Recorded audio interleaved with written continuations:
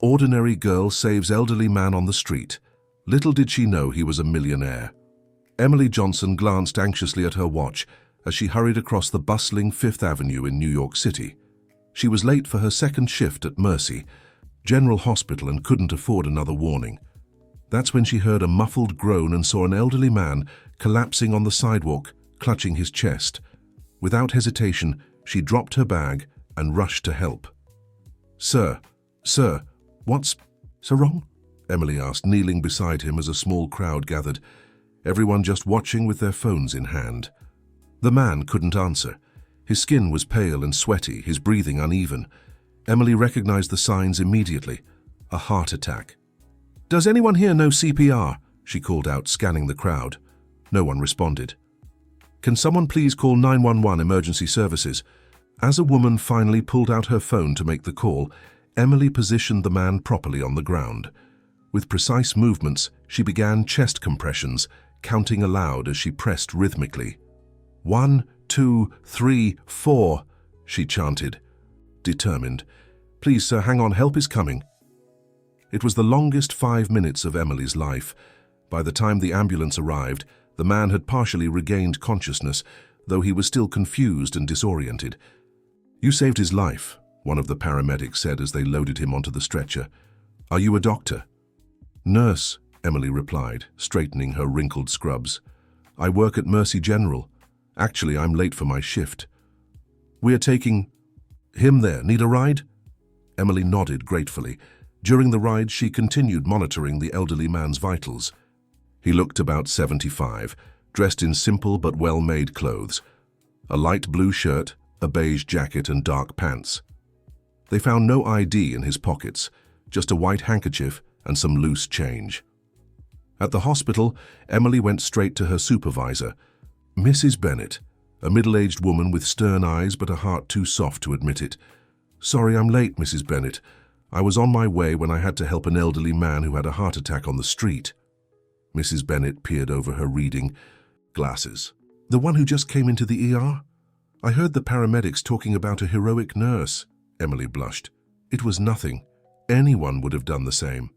"But no one did," Mrs. Bennett replied with a rare smile. "Just you. Dr. Thompson is already taking care of him.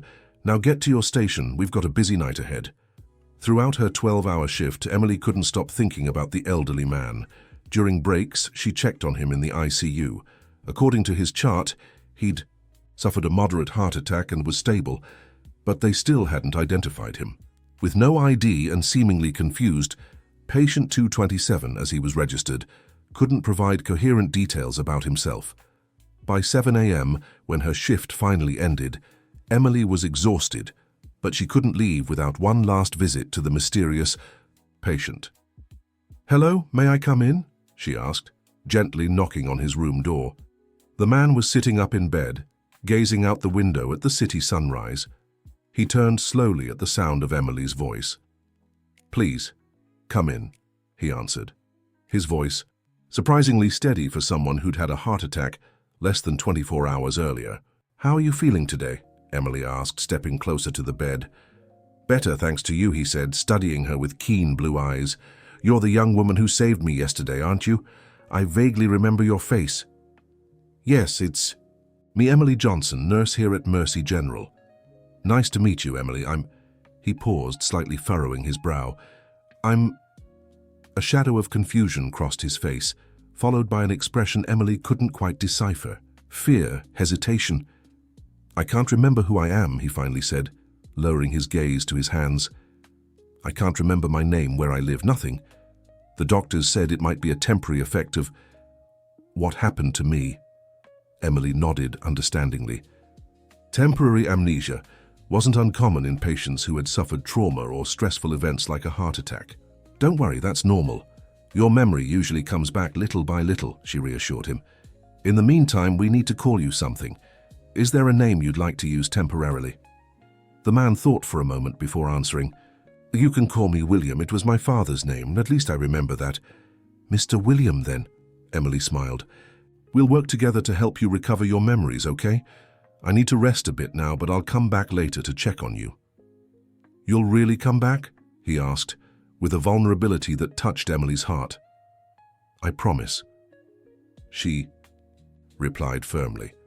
What Emily didn't know as she said goodbye and left the room was that William Montgomery Blackwood remembered perfectly well who he was. Owner of one of the country's largest business conglomerates, with ventures ranging from construction to technology, he had decided in that moment to keep his identity a secret. It wasn't the first time he'd done this. At 76, William had learned a hard lesson about human nature. People changed completely when they discovered his estimated billion-dollar fortune.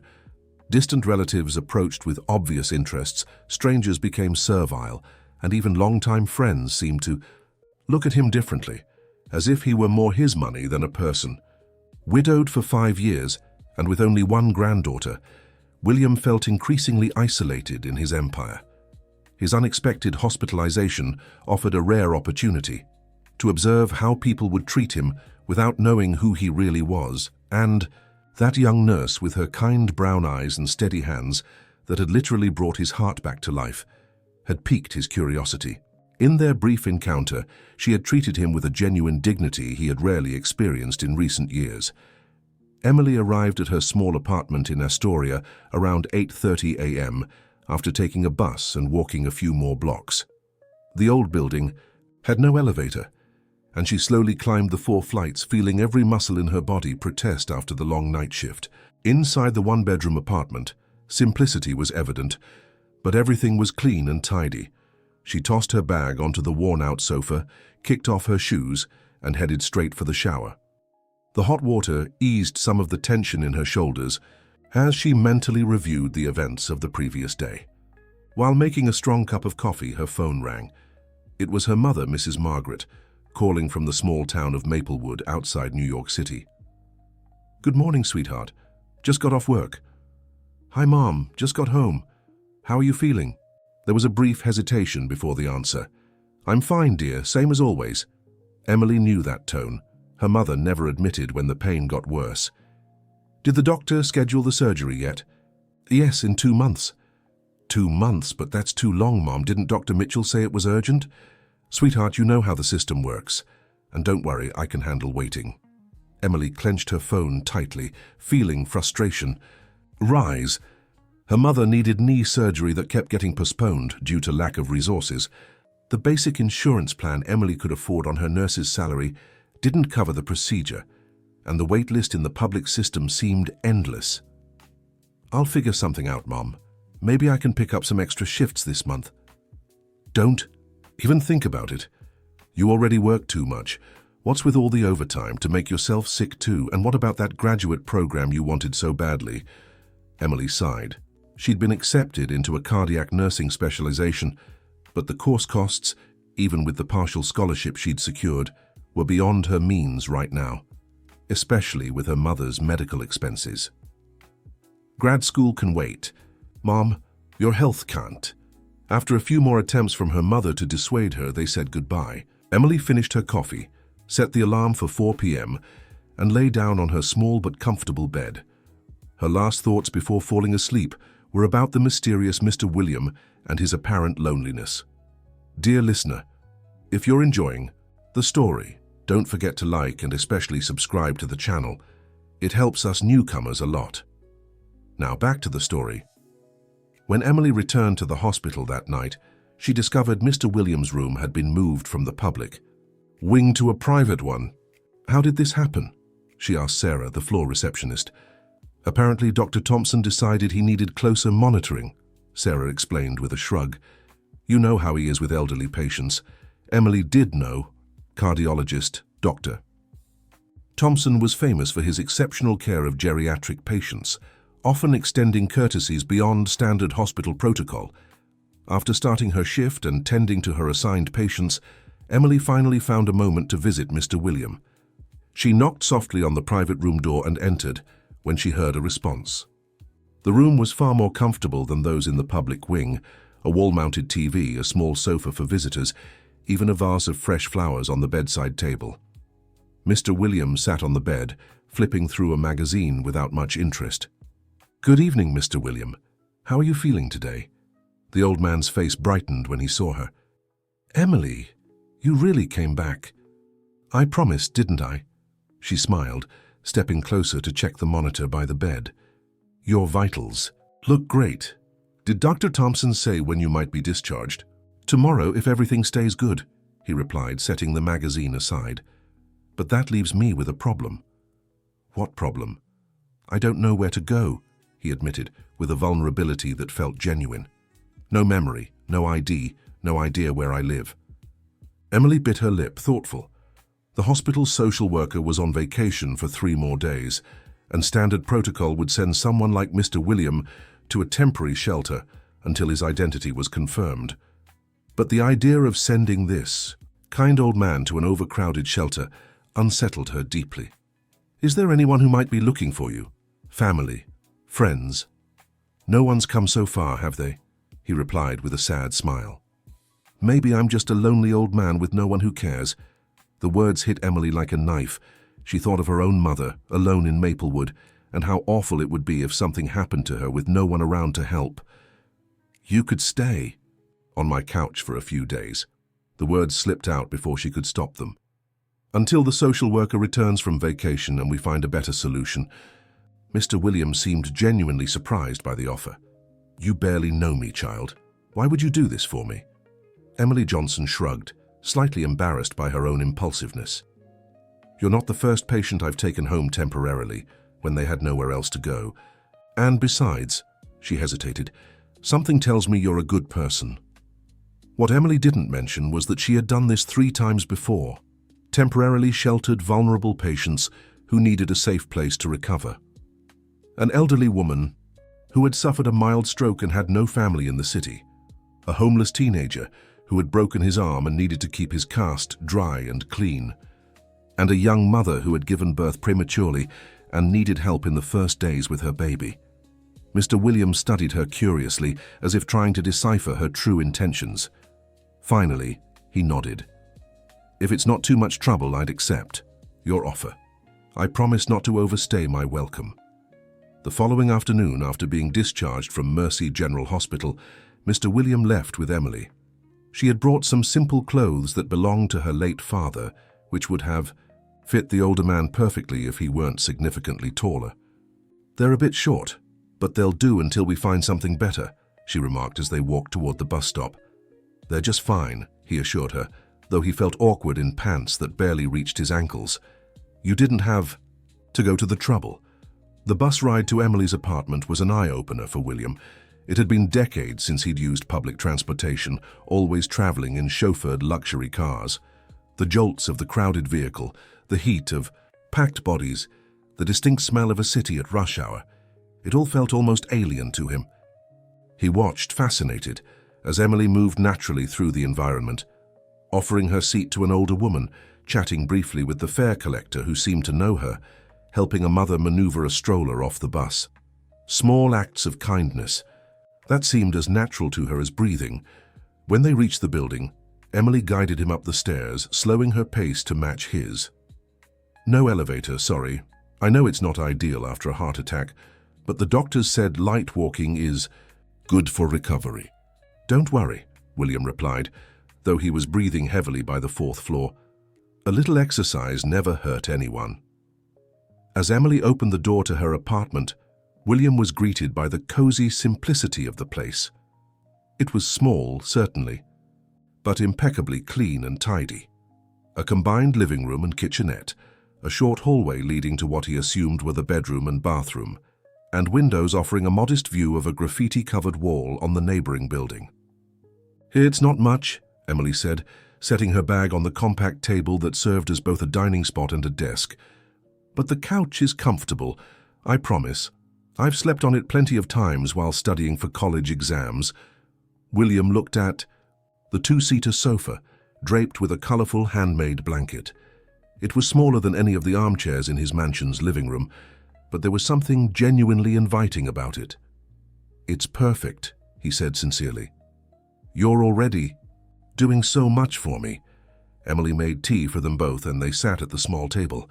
William watched as she organized the medications he needed to take, carefully explaining each one and its schedule.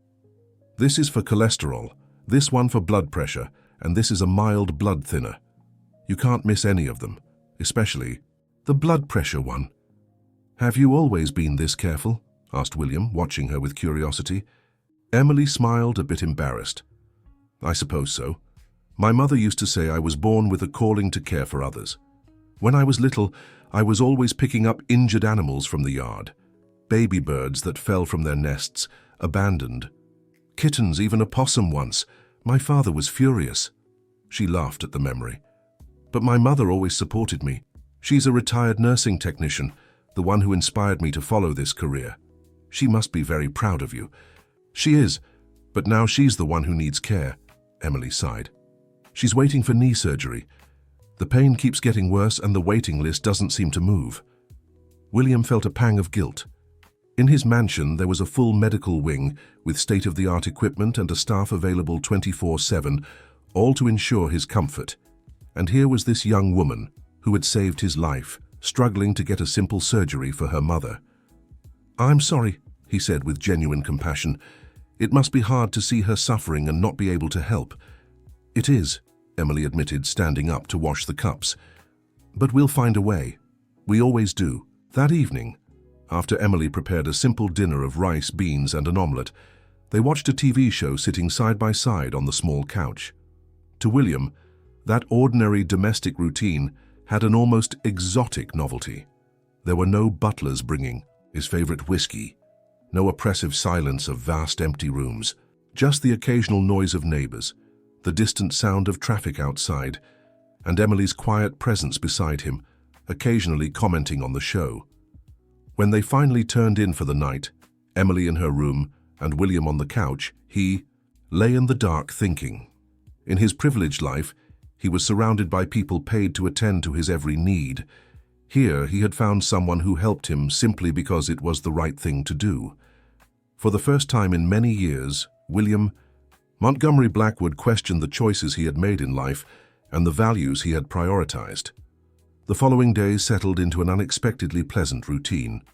Emily worked alternating shifts at the hospital, while Mr. William, as she still called him, stayed in the apartment.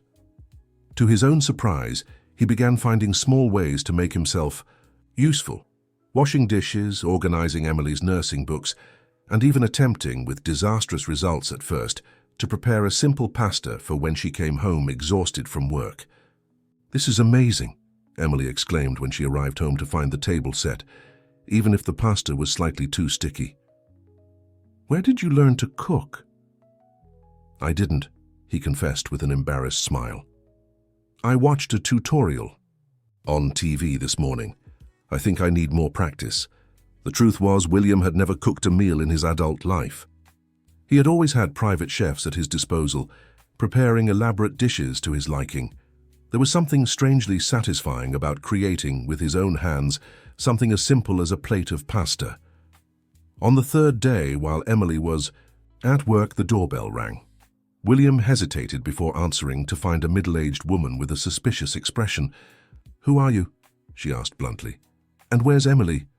"I'm a family friend," William replied, opting for a half-truth. "Emily's at work. Can I help you with something?" The woman looked him up and down, clearly unconvinced. "I'm Irene from apartment 42. I've never seen you around here before." "I'm just passing through," he explained, uncomfortable under her scrutinizing gaze. "So I need a place to stay for a few days." Irene huffed. "Tell Emily the superintendent wants to speak with her. It's not allowed to host strangers in the building without notifying management. Those are the rules." After Irene left, William sat down, worried. He didn't want to cause trouble for Emily. When she returned from the hospital that night, he told her about the encounter. "Oh, don't worry about Mrs. Irene," Emily smiled, hanging up her lab coat. "She thinks she's the building's watchdog. There's no such rule. She's just overly cautious. Still, I don't want to cause problems for you. Maybe I should find somewhere else." "Absolutely not," Emily was firm. "You're still recovering, and besides, you've been wonderful company." She didn't mention that she'd run into Mrs. Irene again on the stairs earlier, how the neighbor had made snide remarks about young women bringing strange men home, or how those words had stung. Emily was used to judgment for her compassionate choices, but that didn't mean the criticism didn't hurt. The next day, a Friday, Emily came home earlier than usual, her expression troubled. "Did something happen?" William asked, immediately sensing her distress. Emily sank into a chair at the table, setting a stack of papers in front of her. "I got a notice from the university. If I don't pay the overdue tuition by Monday, I'll lose my graduate scholarship." William moved closer, sitting across from her. "I thought you had a scholarship. Partial, 70%. The other 30 comes out of my pocket, but..." She sighed deeply. "Between my mother's medication, last month's rent increase and some unpaid medical bills, I couldn't save enough." She stared at the papers in frustration. "I worked so hard for this spot. 3 months of prep for the entrance exam, studying, so after shifts, waking up early to review." Her voice wavered. "And now over an amount that wouldn't even be a big deal to most people. I could lose everything." William's chest tightened. To him, the tuition was likely what he'd spend on a single meal at a fine restaurant. To Emily, it meant dreams, sacrifices, and a better future. "How much exactly do you need?" he asked gently.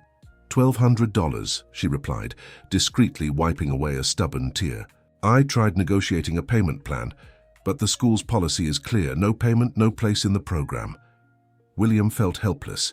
He could solve this with one phone call or buy the entire institution if he wanted, but revealing his identity risked losing the genuine connection he'd built with Emily. For the first time in years, someone treated him as a person, not a walking bank account. "I'll figure it out," Emily said finally, forcing a smile as she put the papers away. "I always do, right? Maybe I can pick up extra shifts this weekend. Dr. Thompson mentioned they need extra hands in the ER." That night, after Emily went to bed, William lay awake, staring at the apartment's plain ceiling. Her words echoed in his mind. "Maybe I can pick up extra shifts. More work, more hours on her feet, more personal sacrifice, just to keep chasing. A dream that should have been within reach for someone as dedicated as her. How many people like Emily struggled daily for things he'd always taken for granted? The next morning, Saturday, Emily woke early and got ready for a last-minute 12-hour shift. "There's food in the fridge," she explained as she tied her hair into a practical ponytail. "And I left my laptop on in case you want to watch a movie or look up, well, about your life. Maybe something online will jog your memory." William nodded, feeling worse by the minute about the lie he was maintaining. "Emily," he called out as she reached the door, "thank you for everything you're doing for me. Not many people would be so kind to a stranger." She smiled, that radiant smile that seemed to warm the room. "You're not a stranger, Mr. William. You're my friend." After Emily left, William spent some time taking in the small, cozy apartment. He noticed the details that revealed so much about her. The family photos on the makeshift shelf, a mother with a gentle smile, resembling Emily, and a sturdy father with a kind face. The nursing books carefully stacked beside a few novels, a Nurse of the Year certificate hanging discreetly on the wall. A small collection of miniature nurses in different historical uniforms. The contrast with his own mansion was striking. There, everything was luxurious, imposing and impersonal. Here, every object, no matter how simple, told a story. Finally, he approached the laptop Emily had left on. He opened the browser and, after a moment of hesitation, typed his own name: William Montgomery Blackwood. Immediately, thousands of results appeared.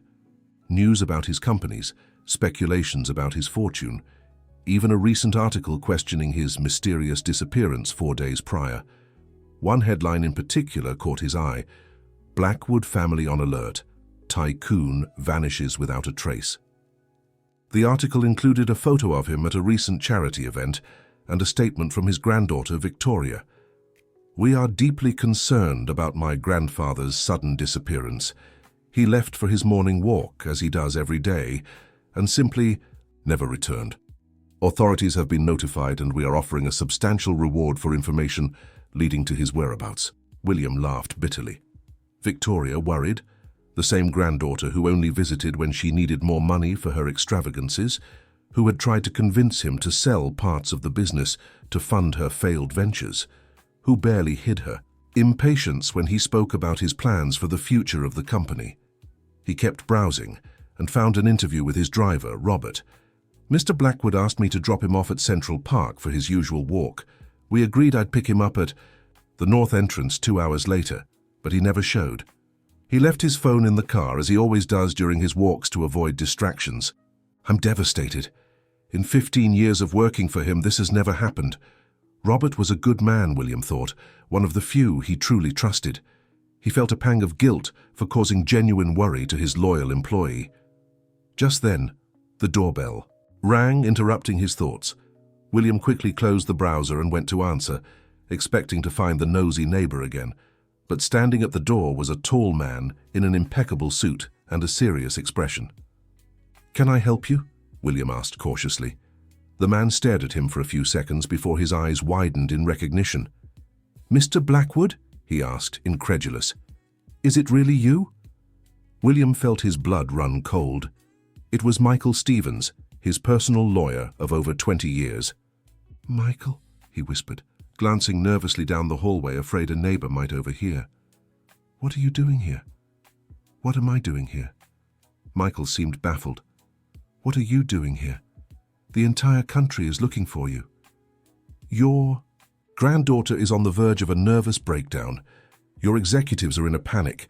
The group's stocks have plummeted 15% since your disappearance. Come in." William pulled him inside, quickly closing the door. "How did you find me?" Michael straightened his suit, clearly trying to regain his composure. "By chance. Believe it or not, my niece is a nurse at Mercy General. I was there yesterday visiting her and overheard her mention a co-worker who had taken in an elderly patient with amnesia. The description intrigued me, especially when she said the man had suffered a heart attack on Fifth Avenue, exactly where you disappeared. It was a long shot coming here, but—" he gestured incredulously. "Apparently, I hit the mark." William sighed deeply, sitting on the couch. His little social experiment had come to an end. "Sit down, Michael. I need to tell you a story." For the next hour, William explained everything. The real heart attack, the impulsive decision to fake amnesia, the days spent in Emily's small apartment, and the personal revelations he'd experienced. "You're telling me you pretended to lose your memory to what exactly?" Michael asked, still trying to process the situation. "To be treated like a normal person just once," William replied simply. "To find out if genuine kindness still exists in the world. And that nurse, that Emily, she has no idea who you really are." "No, and I want it to stay that way, at least for now." Michael adjusted his glasses, clearly uncomfortable. "Mr. Blackwood, with all due respect, this is madness. We need to inform your family immediately, call off the search, issue a press release." "No," William was firm. "Not yet. I need more time, Michael." "Time for what?" "To decide what to do next." William looked around the small apartment with a contemplative expression. "I spent decades building an empire, amassing more money than I could spend in 10 lifetimes. And for what? To end my days alone in a cold mansion, surrounded by people who only come near me for what I can give them?" He paused, remembering Emily and her genuine smile. "Here in this apartment that could fit entirely in my living room, I found something all my money couldn't buy. Genuine humanity." Michael sighed, recognizing that tone. When his client took that stance, no argument could change his mind. "How long do you plan to keep up this charade?" "Just a few more days. There's something I need to do first." Reluctantly, Michael agreed to keep the secret temporarily, on the condition that William sign some urgent documents related to the businesses and authorize a vague statement saying he was well, but stepping away for health reasons. "And don't worry about Robert," William added. "Tell him the truth, but ask for absolute discretion. He'll understand." After Michael left, William sat back down at the laptop. This time he accessed his personal bank account and, after a few transactions, printed a document on the small printer Emily kept for her academic work. When she returned from her shift, exhausted but with a triumphant smile, she was greeted by a delicious smell coming from the kitchen. "What's this?" she asked, surprised. "I tried making a stew," William replied with evident pride. "Followed a recipe online. It's not quite like my—" He hesitated, almost revealing memories of his old cook. "Not quite. What I'm used to, but I think it's edible." Emily laughed, charmed by the gesture. It smells amazing. I can't believe you did this for me. Consider it a small thank you for everything you've done." They had dinner together, chatting animatedly about Emily's day at the hospital. She told him about an emergency delivery she had helped with in the ER hallway, a boy who had swallowed a coin, and how she had managed to convince Dr. Thompson to give her 2 extra shifts the following week. "With these extra shifts, plus what I've already saved, I think I'll be able to pay for my graduate tuition," she exclaimed, beaming. William felt a lump in his throat. She was willing to work herself to exhaustion for something that would be trivial to him. "Emily," he began carefully, "there's something I need to tell you." "Did your memory come back?" she asked hopefully. "Not exactly. Well, yes, but—" He took a deep breath, preparing to reveal the truth, when the doorbell rang sharply, interrupting the moment. Who could it be at this hour? Emily frowned, getting up to answer. William froze when he heard a shrill female voice in the hallway. "Where is my grandfather, you gold digger? What have you done to him?" Emily returned to the room, pale and confused, followed by an elegantly dressed, furious young woman in designer clothes and 2 intimidating-looking men. "Grandpa!" the young woman exclaimed upon seeing William. "Thank God. What has this woman done to you? Are you all right? Did she hurt you?" "Victoria." William rose slowly, his face hardening. "What is the meaning of this?" "The meaning?" Victoria laughed hysterically. "It means we've finally found you. This little nurse kidnapped you, kept you here as a hostage, probably waiting to demand some kind of ransom." "Kidnapped?" Emily stammered, looking from William to Victoria, utterly bewildered. "What is she talking about, Mr. William?" "Mr. William?" Victoria sneered. "Mr. William?" "This is William Montgomery Blackwood, one of the wealthiest men in this country, and you're going to jail for kidnapping him." Emily felt the floor vanish beneath her feet. She looked at William, her eyes pleading for an explanation, a denial, anything that made sense. "Emily, I can explain," William began, taking a step toward her. "Stay away from her, Grandpa," Victoria intervened, signaling to one of the men who positioned himself between William and Emily. "We don't know what she might have done to you." "Kevin, call the police now!" The other man immediately grabbed his phone and dialed, while Emily stood frozen, unable to process what was happening. "Victoria, stop this at once!" William finally raised his voice with an authority Emily had never witnessed before. "Emily saved me. She found me having a heart attack on the street and saved my life. She gave me shelter when I had nowhere to go." "Of course he'd say that," Victoria turned to the man on the phone. "He's clearly confused. Tell the police. We suspect drugs or some kind of psychological manipulation." "I didn't," Emily finally managed to speak, her voice trembling. He was at the hospital. He had a heart attack." "I know exactly what happened," Victoria cut in with a malicious smile. "You found him, recognized who he was, and saw a golden opportunity, didn't you? A poor little nurse like you, probably drowning in debt. The perfect plan. Play the savior to exploit his gratitude later. Pathetic." Tears began streaming down Emily's face as she looked at William, the pain of betrayal clear in her eyes. "You lied to me. All this time." Before William could answer, 2 police cars pulled up in front of the building, sirens blaring and lights flashing. Within minutes, the small apartment was full of police officers. Curious neighbors crowded the hallway, and Emily, in a state of shock, was taken to the precinct to provide clarification.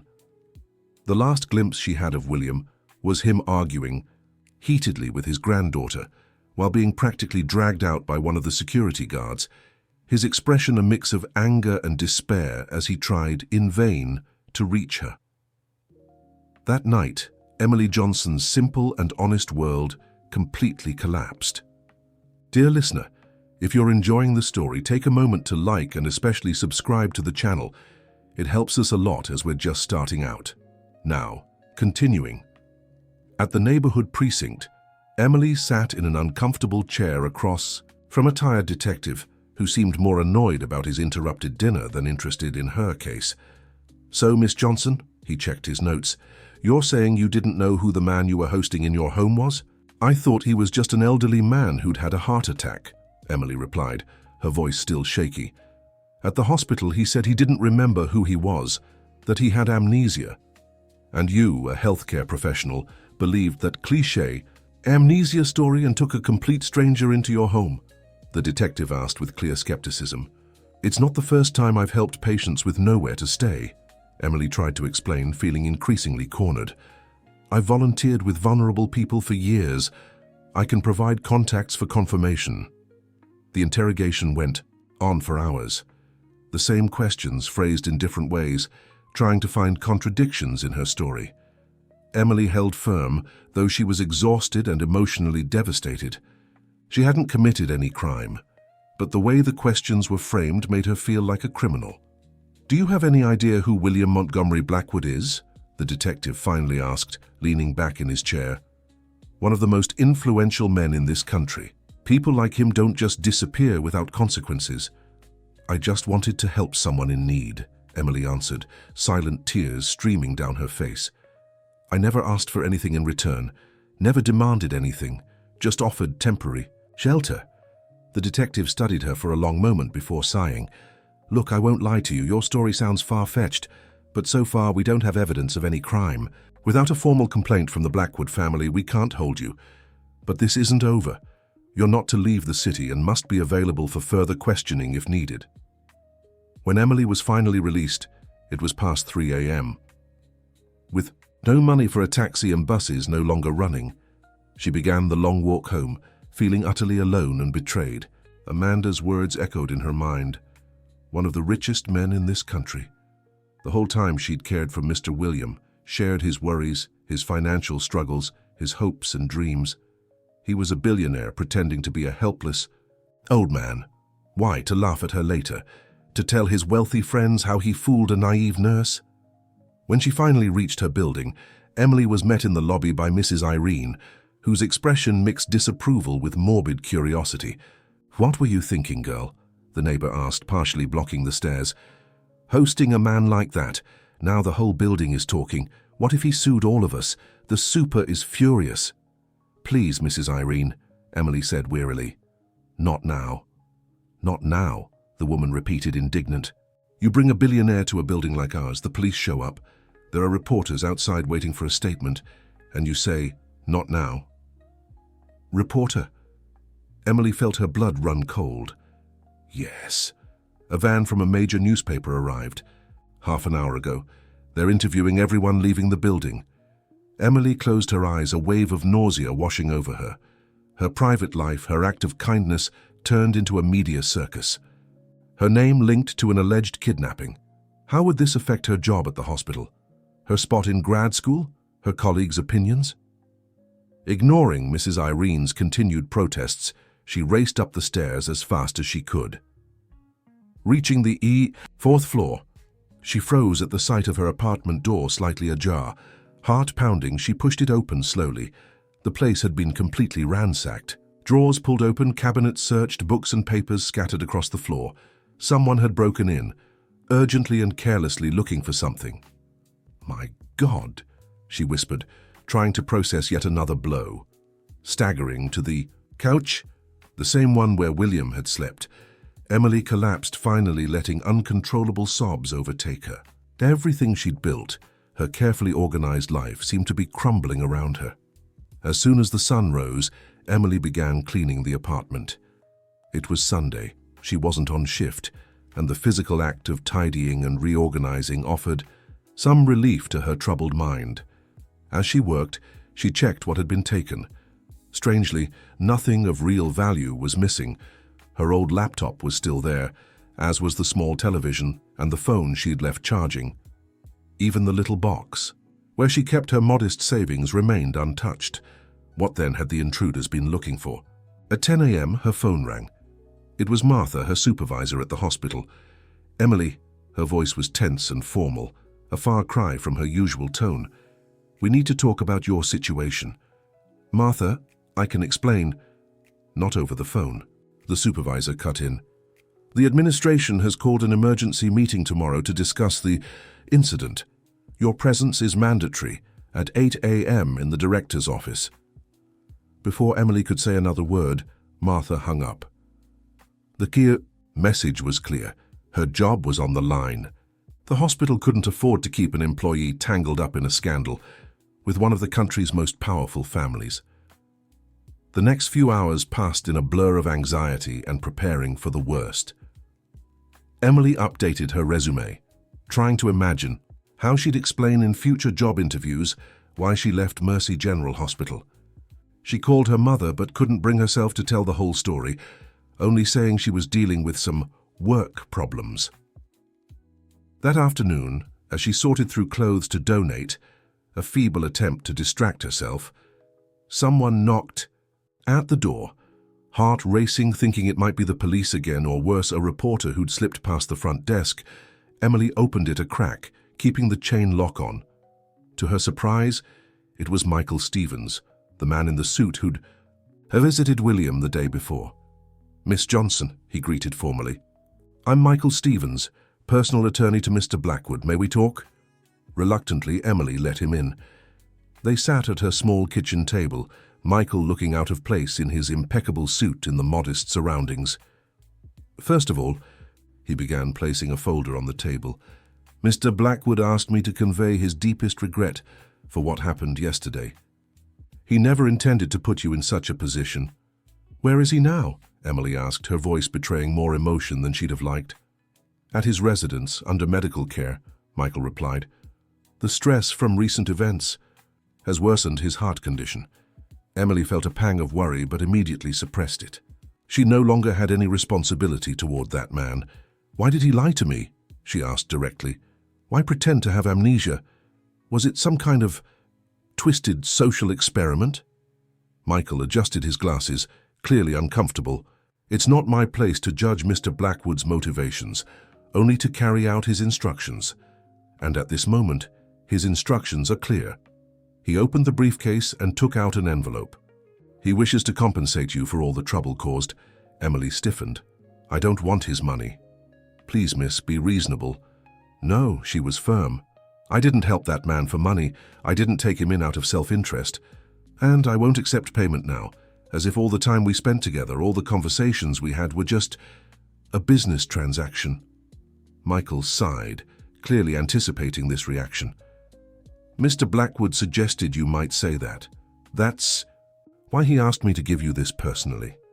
He took a second envelope from the briefcase, this one sealed with what looked like an elegant crest. Emily hesitated before taking it, her trembling hand betraying her apparent composure. Inside was a handwritten letter on fine paper. The handwriting was elegant but slightly shaky, the same she had seen when William tried to fill out a crossword, puzzle days earlier. "Dear Emily, when you read these words, you will likely hate me, and with good reason. I lied to you from the very moment I regained consciousness at the hospital. Not about the heart attack.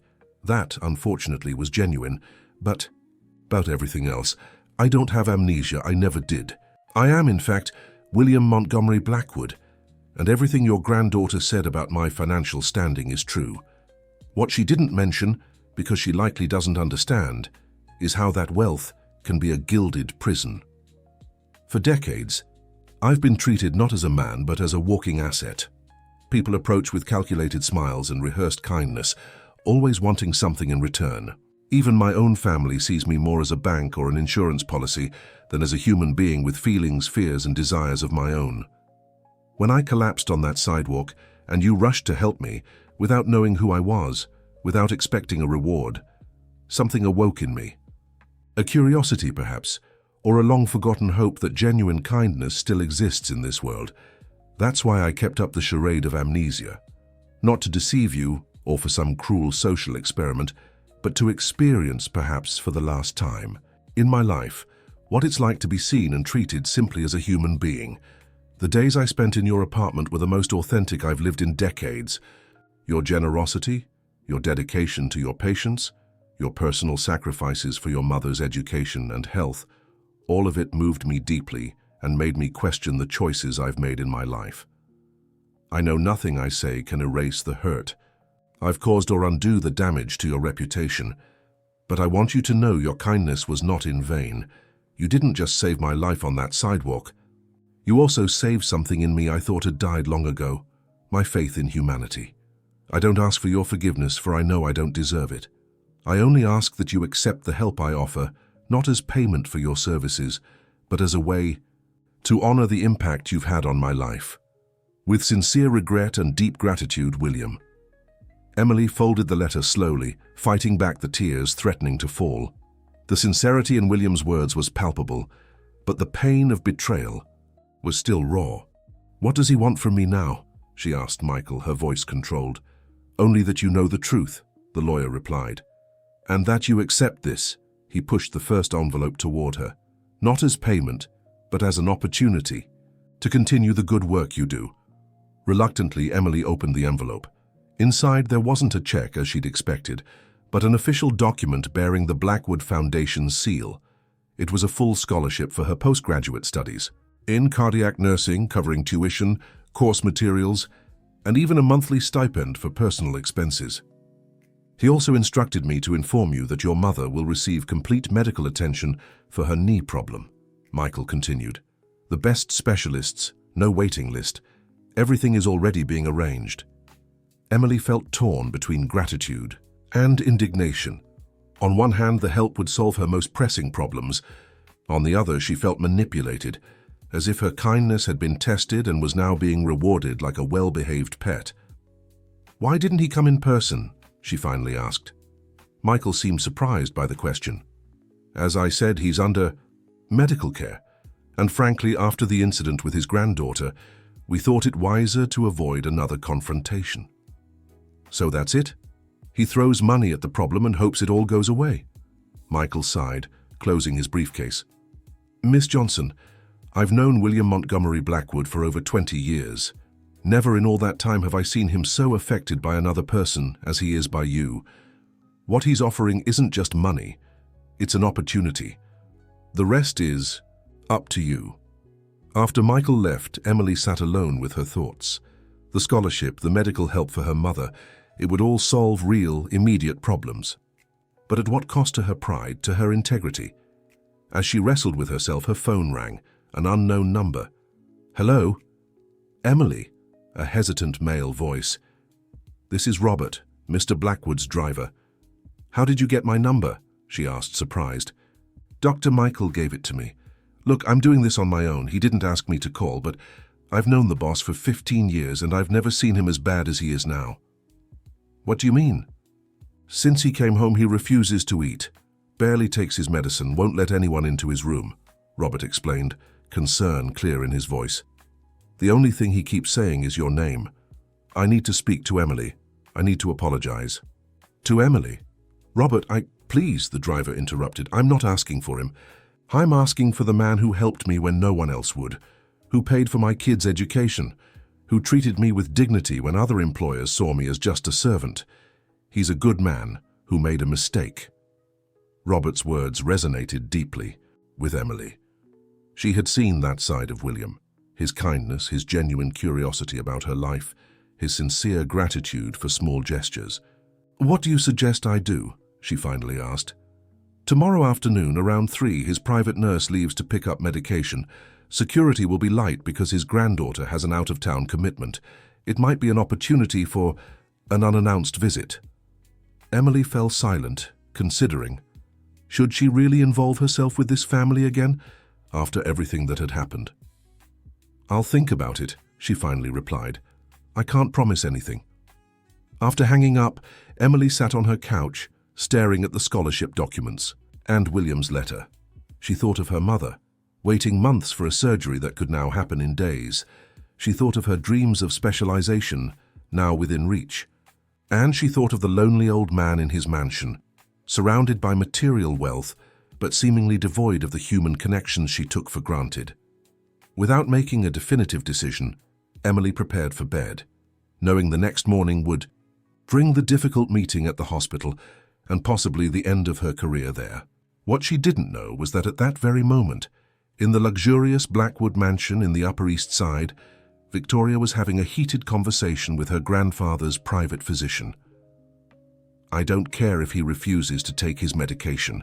Make him take it," she demanded, gesturing dramatically. "We need him lucid for the meeting with the lawyers the day after tomorrow." "Miss Victoria, I can't force medication on a conscious patient," the doctor argued. It would be unethical and potentially dangerous. Dr. Wilson, let me be clear, Victoria lowered her voice, stepping closer threateningly. My grandfather isn't in his right mind. That little nurse clearly manipulated him somehow. Maybe she even gave him something while she kept him in her apartment. We need to protect him, even from himself. Are you suggesting some kind of light sedation? Victoria finished with a calculated smile, just enough to keep him calm and cooperative. For his own good, of course. Dr. Wilson hesitated, visibly uncomfortable. Miss Victoria, this borders on medical malpractice, without a formal psychiatric evaluation. Doctor, Victoria interrupted. Her voice now dangerously soft. My grandfather built this empire from nothing. He dedicated his life to these companies. I can't allow him, in a moment of emotional weakness, to make decisions that could destroy everything. I'm sure you understand the delicacy of the situation. She opened her designer purse and pulled out an envelope. This is an advance on your new contract as medical director of the Blackwood Foundation. The rest will come after my grandfather's full recovery. Dr. Wilson stared at the envelope, the ethical conflict clear on his face. Finally, with a defeated sigh, he took it. Only light sedation, he murmured, and only until we can get a proper psychiatric evaluation. Of course, Doctor, Victoria smiled triumphantly. Only for Grandpa's own good. Meanwhile, in his lavish bedroom, William gazed out the window at the illuminated gardens of his estate, feeling more like a prisoner than the owner of the place. His heart ached, not just from his condition, but from the guilt of the harm he'd caused someone who had treated him with genuine kindness. On his nightstand, beside the many medicine bottles, was a photograph Emily had no idea existed, a discreet snapshot taken by one of Victoria's security guards when they retrieved him from her apartment. In it, Emily was in profile. Her face, a mask of confusion and pain, looking at William with tear-filled eyes. It was an image that would haunt him for a long time, the face of kindness betrayed by the distrust of an old man who had forgotten how to trust. Dear listener, if you're enjoying the story, don't forget to like and subscribe to the channel. It helps us a lot as we're just starting out. Now, continuing. Monday morning dawned grey and rainy, as if the weather mirrored Emily's state of mind. By 7:45 a.m., she was already in the administration waiting room at Mercy General Hospital, dressed in her most presentable uniform and trying to calm her nerves. At exactly 8 a.m., the secretary led her to a conference room where 5 people waited. Dr. Matthews, the hospital director, Dr. Christine, the clinical director, Dr. Thompson, head of cardiology, Martha, her direct supervisor, and a man Emily didn't recognize, though his suit and document briefcase suggested he was a hospital lawyer. Miss Johnson, please have a seat, Dr. Matthews invited, gesturing to the only empty chair at the oval table. Emily obeyed, feeling the weight of everyone's eyes on her. I believe you know why we called you in, continued the director, his tone neutral and professional. The recent events involving Mr. William Montgomery Blackwood have put the hospital in a delicate position. Doctor, I can explain. There's no need, interrupted Dr. Matthews, raising a hand. We've received a detailed report of the events, both from the Blackwood family and the police authorities. Emily felt her heart sink. This was it then. She'd be fired, her career tarnished before it even truly began. The administrative board has extensively discussed the case and reached a decision, he continued. At that moment, to Emily's surprise, Dr. Thompson cleared his throat and interjected, Before the final decision is communicated, I'd like to state my personal position. Emily Johnson is one of the most dedicated and competent professionals I've ever supervised. The act of sheltering a vulnerable patient, even if based on incorrect information, demonstrates the kind of compassion that is the essence of nursing. Firing her would not only be unjust, but a disservice to this hospital's patients. Emily looked at the cardiologist with gratitude, moved by his unexpected support. Mrs. Bennett also nodded in agreement, though she remained silent. Your position is noted, Dr. Thompson, replied Dr. Matthews, and it aligns closely with the board's final decision. Miss Johnson, after careful review, we've determined that your actions, though reckless, were motivated by genuine concern for a patient's well-being. There's no evidence of bad faith or unethical behavior. He paused, glancing at a document in front of him. However, we cannot ignore the fact that you removed a patient from the hospital without following proper protocols or consulting the social worker. For this reason, you'll receive a formal warning that will remain on your record for 6 months. Additionally, you must complete a refresher course on professional ethics and institutional procedures. Emily blinked, hardly believing what she was hearing. She wasn't being fired. Given your exemplary record and the extraordinary circumstances of the case, you'll remain in your normal duties. Any questions? No, sir, Emily replied, her voice trembling with relief. Thank you for your understanding. After signing the warning and receiving instructions about the mandatory course, Emily was dismissed. In the hallway, Mrs. Bennet caught up with her. You got very lucky, girl, said the supervisor, though her tone carried more relief than reprimand. I thought we'd be cleaning out your locker today. So did I, admitted Emily. What happened? Why did they change their minds? Mrs. Bennet glanced around, making sure they were alone. We got a call last night from William Blackwood himself. He made it very clear that any punitive action against you would result in the immediate withdrawal of the annual donations the Blackwood Foundation makes to the hospital. Emily's eyes widened in surprise. He did that. He did. And considering those donations fund nearly our entire pediatric wing, Mrs. Bennet shrugged meaningfully. Let's just say the board quickly reconsidered their initial decision to fire you. Emily wasn't sure whether to feel grateful or even more irritated by William's interference. On one hand, he'd saved her job. On the other, he'd once again used his power and influence to manipulate the situation. For what it's worth, added Mrs. Bennet with a rare smile, I would have fought for you either way. We don't have nurses like you to spare. With a slightly lighter heart, Emily headed to the locker room to change. Her shift would start in an hour, and there were patients who needed her. When she opened her closet, she found a small envelope someone had slipped through the door crack. Inside, a simple handwritten note. If you still wish to see Mr. W, today at 3 p.m. would be ideal. The side gate will be open. Ask for the gardener Joseph. R. Emily tucked the note into her pocket, uncertain. Part of her wanted to forget the whole affair, move on, and leave William Montgomery Blackwood and his world of wealth and manipulation behind.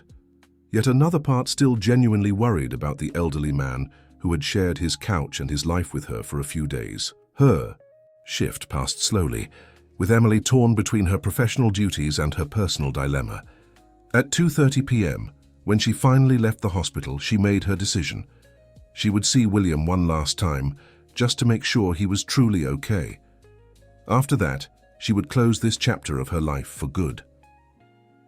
The Blackwood mansion stood in a luxury, gated community in the Upper East Side, surrounded by high walls and an elaborate security system. Emily felt completely out of place as she approached the imposing gates, dressed in her simple clothes and carrying only her worn-out backpack. Beside the main gate, there was a smaller entrance, apparently meant for staff and deliveries. Emily took a deep breath and pressed the intercom. Yes, answered a male voice. I'm looking for the gardener, Joseph, she said hesitantly. There was a pause, and then the gate opened silently. A middle-aged man in gardening clothes waited on the other side. You must be Emily, he said with a faint smile. Robert told me you might come. This way, please, we have to be quick and discreet. He led her along a side path, avoiding the main entrance and skirting the meticulously kept gardens. Emily gazed in awe at the expanse of the estate. A mansion. That looked more like a palace, with multiple wings, swimming pools, tennis courts, and even a small artificial pond. Is this your first time here? Joseph asked, noticing her amazement. Yes, it's impressive. Many people think that with so much money, happiness is guaranteed, the gardener remarked with the wisdom of someone who observed that world from the outside. But it's not quite true. This house had more life when Mrs. Eleanor, the boss's wife, was still alive. After she passed 5 years ago, it became more of a mausoleum than a home. They reached a discreet side entrance where Robert was waiting. You came, the driver smiled, visibly relieved. "Thank you, Joseph. I'll take it from here." The gardener nodded and walked away, returning to his tasks as Robert guided Emily inside the mansion. "How is he?" she asked as they walked through opulent hallways. "Not well," Robert replied with a worried expression. "He refuses to eat properly, takes his medicine reluctantly, and doesn't want to see anyone. And when the nighttime medication kicks in, he murmurs your name in his sleep." "Nighttime medication? What medication?" Robert hesitated. Dr. Wilson, his private physician, increased his sedatives, said it was necessary to keep his blood pressure under control.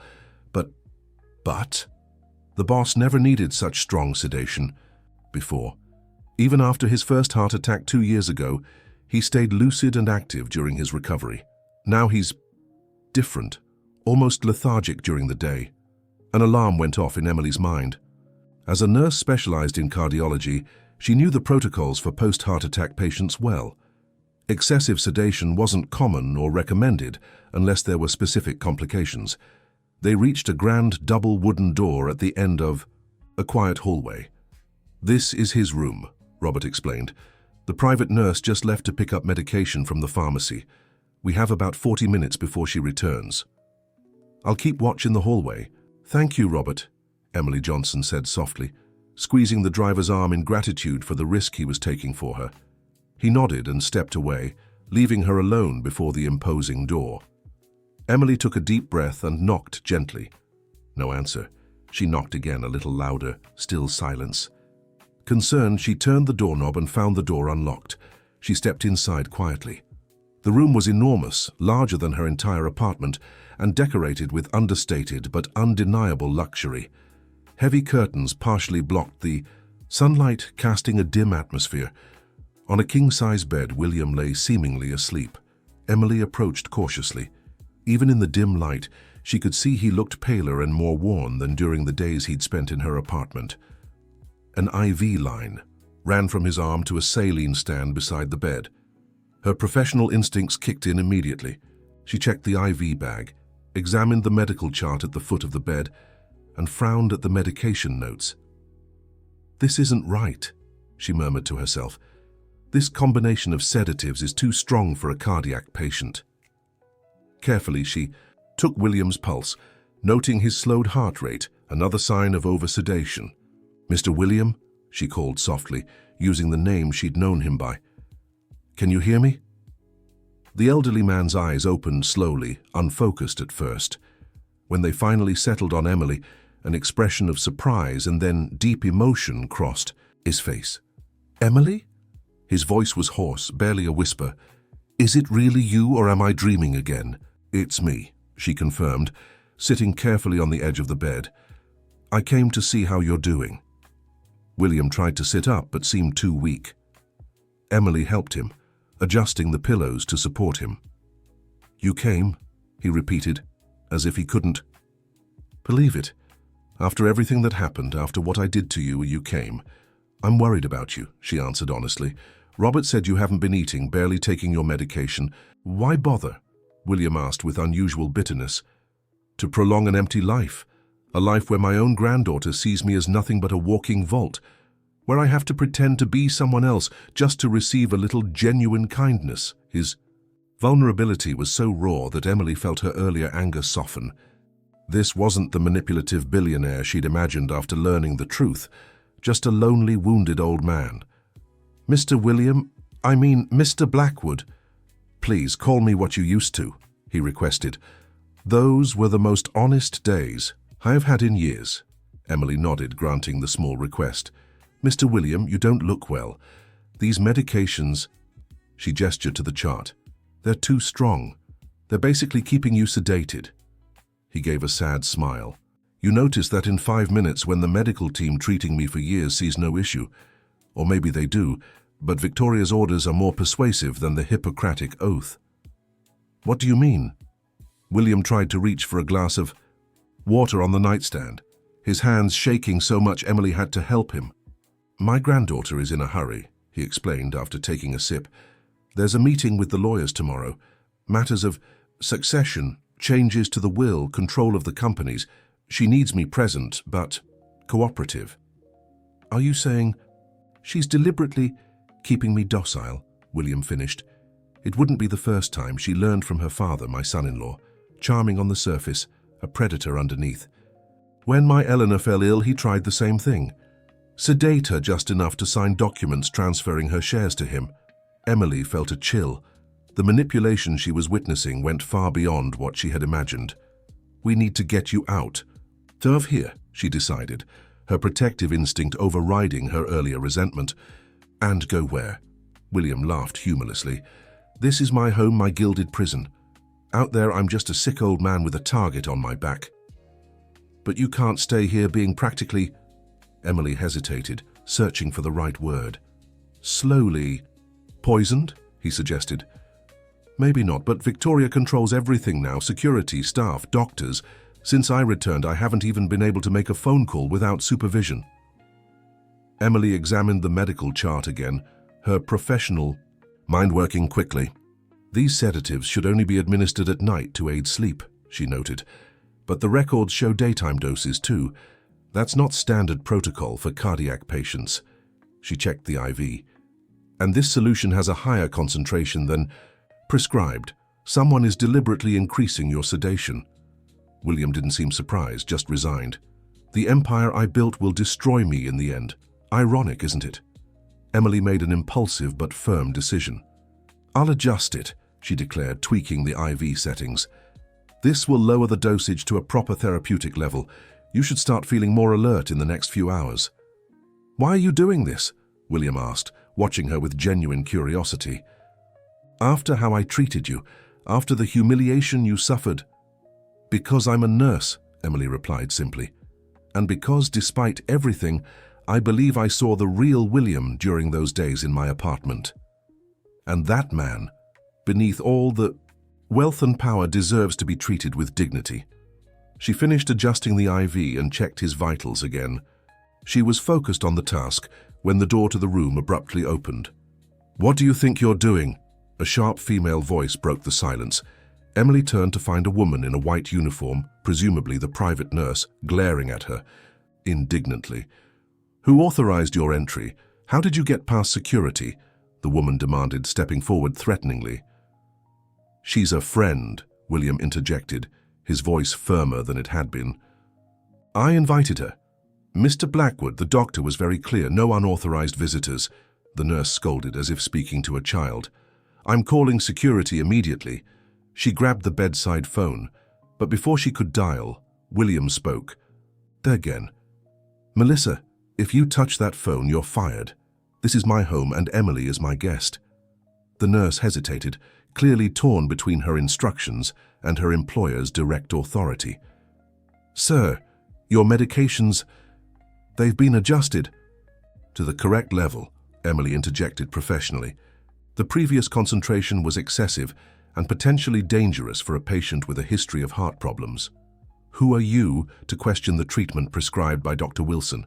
Melissa asked disdainfully. Emily Johnson, a nurse specialized in cardiology, she replied calmly.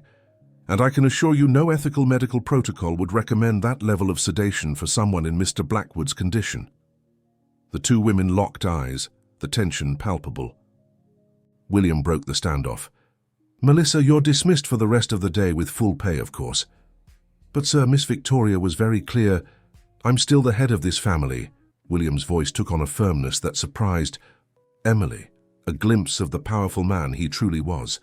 And I'm giving you direct orders. Leave and don't speak of this visit to anyone. Your discretion will be generously rewarded. After a moment of hesitation, Melissa nodded stiffly and left, shutting the door harder than necessary.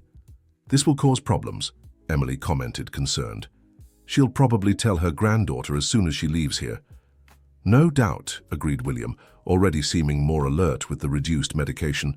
Which means we have little time. Emily, I need you to do something for me. What? In my office on the second floor, there's a safe behind the Hopper painting. The combination is my late wife's birth date, 15071945. Inside, there's a blue folder with important documents, including a more recent will that Victoria doesn't know about. I need you to retrieve it for me. Emily blinked, surprised by the request. Why me? Can't you ask Robert or another trusted employee? Because all the staff are being watched. Victoria has people loyal to her throughout the house. But you're unexpected. No one would suspect your presence in the office if you're quick and careful. Emily hesitated. She was already taking a risk just being there. Entering a private office, opening a safe, removing documents, that was something entirely different. I know I'm asking a lot, William acknowledged, reading her expression, especially after everything that's happened, but believe me, when I say this isn't just for me, if Victoria gains full control, hundreds of jobs will be at risk, social programs will be cut, and the Blackwood Foundation, which funds hospitals like Mercy General, will cease to exist. She only cares about enriching herself. The mention of the hospital made Emily think of her patients, of all those who relied on the resources provided by the foundation. Dr. Thompson had once mentioned that the entire pediatric wing operated thanks to regular donations from the Blackwoods. All right, she finally agreed. Tell me exactly where the office is and how to get there unseen. William gave detailed instructions, explaining a service staircase few knew about, and the times, when the halls would likely be empty. Emily listened carefully, memorizing every detail. Be quick, he concluded. And Emily, thank you for everything. She nodded and slipped quietly out of the room. Following William's directions, she avoided the main corridors and used the service stairs to reach the second floor. Her heart raced as she moved stealthily through the mansion, aware she was doing something potentially illegal, but driven by the conviction that she was on the right side of this. The office was exactly as William had described. An imposing room with bookshelves lining the walls, a solid mahogany desk at the center, and the Hopper painting prominently displayed behind the main chair. Emily closed the door silently behind her and quickly moved to the painting. It was heavy but swung easily on hidden hinges, revealing a modern safe embedded in the wall. With trembling fingers, she entered the combination, relieved when the mechanism opened with a soft click. Inside were several meticulously organized folders. The blue one was exactly where William had said it would be. Emily grabbed it and was about to close the safe when she noticed another loose document, her name handwritten on the first page. Curious, she skimmed it quickly. It was a significant bank transfer to an account in her name, one she didn't even know existed, with instructions for the funds to be used for continued education and medical care for Margaret Johnson. It had been signed by William the day before her rescue by Victoria. Emily felt conflicting emotions. On one hand, she was once again bothered by how William used his money to solve problems. On the other, she couldn't deny the genuine concern he showed for her well-being and that of her mother. Tucking away both the blue folder and the document, with her name, Emily closed the safe and returned the painting to its original position. She was about to leave when the office door swung open abruptly. "I knew it!" exclaimed Victoria, her face twisted in fury. "That stupid nurse ran to tell me you were here, but I never imagined you'd have the audacity to break into my grandfather's private office to steal." Emily instinctively stepped back, clutching the documents to her chest. "I'm not stealing anything. Your grandfather asked me to get these documents." "Of course he did," Victoria sneered. "A 76-year-old man sedated and confused is certainly in any state to make decisions about important documents. What do we have here?" She stepped forward, hand outstretched imperiously. "Show me now, or I'll call security." Emily took another step back, frantically searching for an exit. The folder contained documents William considered crucial, perhaps his only protection against Victoria's schemes. "Your grandfather isn't confused. He's being deliberately oversedated," Emily stated with the confidence of her professional training. "As a specialized nurse, I can confirm his medication regimen is completely inappropriate for his condition." Victoria's eyes narrowed dangerously. "You have no idea who you're dealing with, girl. I'm Victoria Blackwood. One word from me, and you'll never work as a nurse in this country again. Now hand over those documents."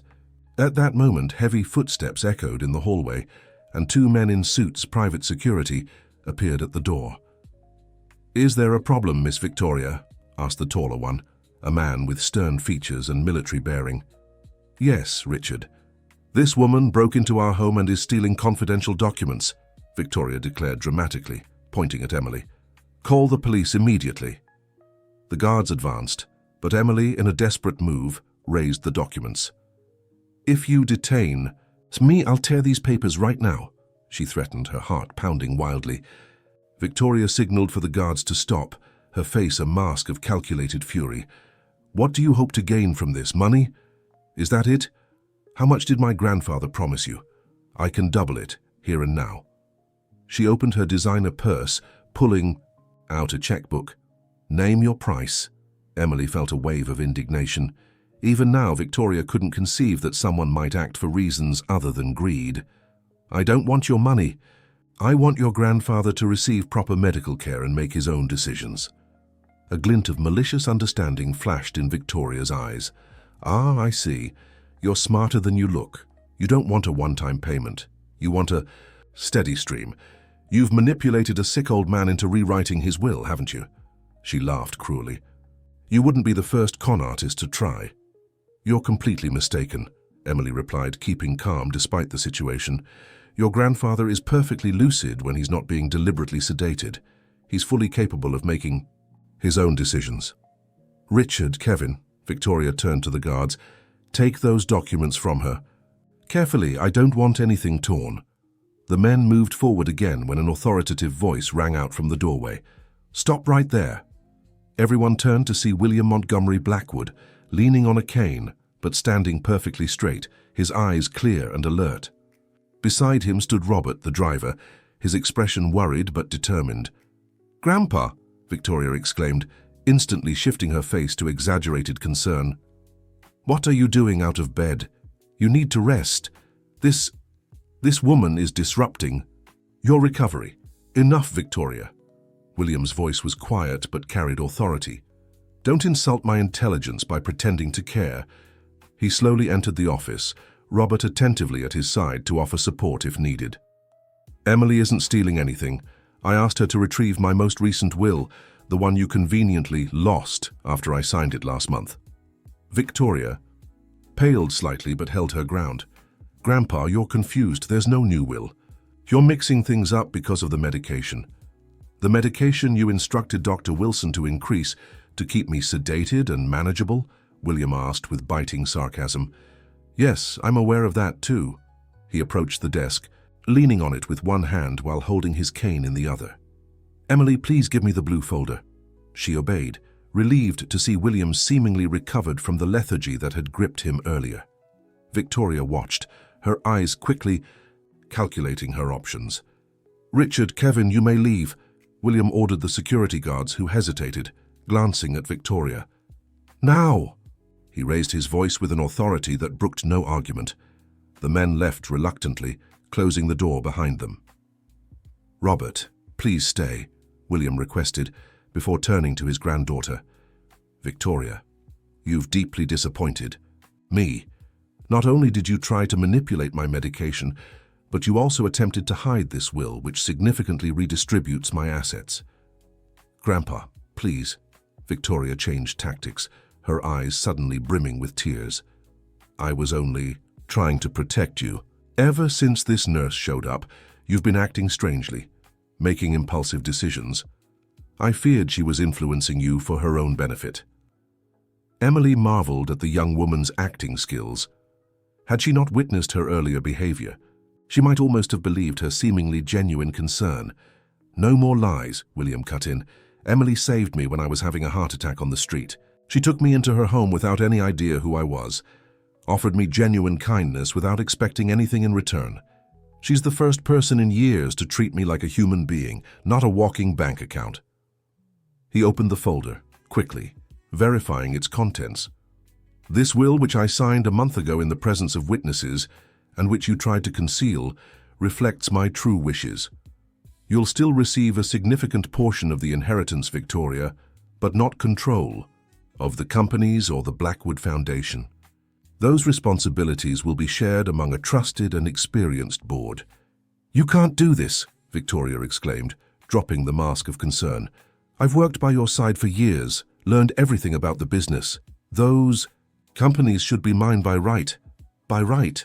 William raised an eyebrow. "What right exactly? The right to be born into the right family? The right to manipulate a sick old man? The right to destroy a lifetime's work to feed your whims? Victoria shot a venomous look at Emily. This is all her fault. She poisoned your mind against me. Emily hasn't said a single word against you, William replied calmly. She didn't need to. Your own actions spoke much louder. He tucked the documents away and turned to Robert. Please escort Victoria to her room. She is to remain there until further notice. Ensure her outside communication is limited.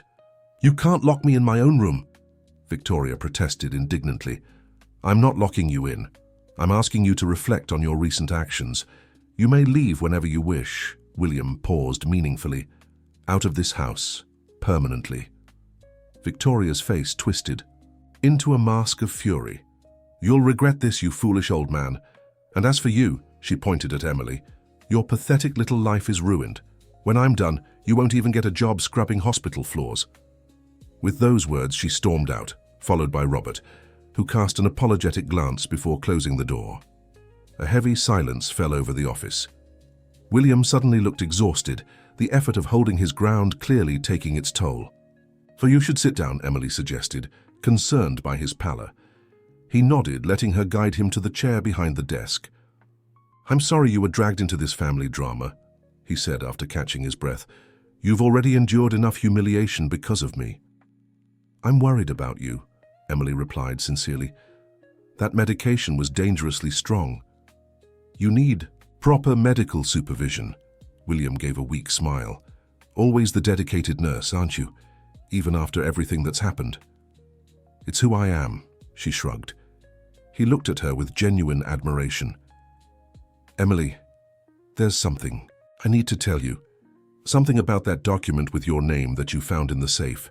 She flushed, embarrassed at being caught looking at a document she hadn't been asked to see. "I'm sorry, I shouldn't have—" No, he interrupted. "I wanted you to find it.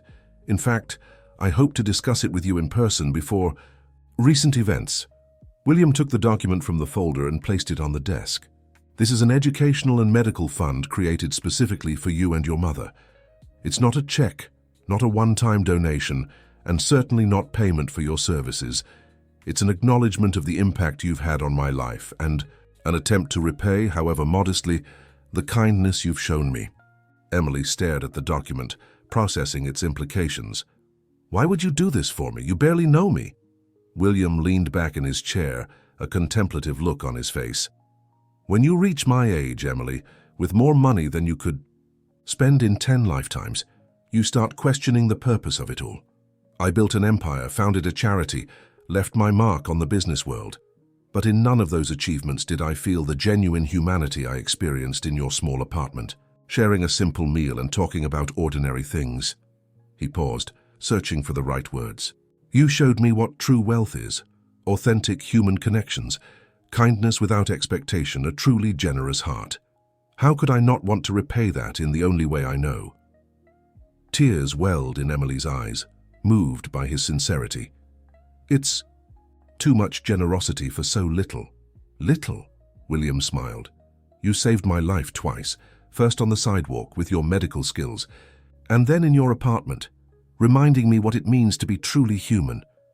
Before Emily could respond, the door opened, and Robert hurried in. "Sir, we have a problem. Victoria locked herself in the bedroom and is making calls.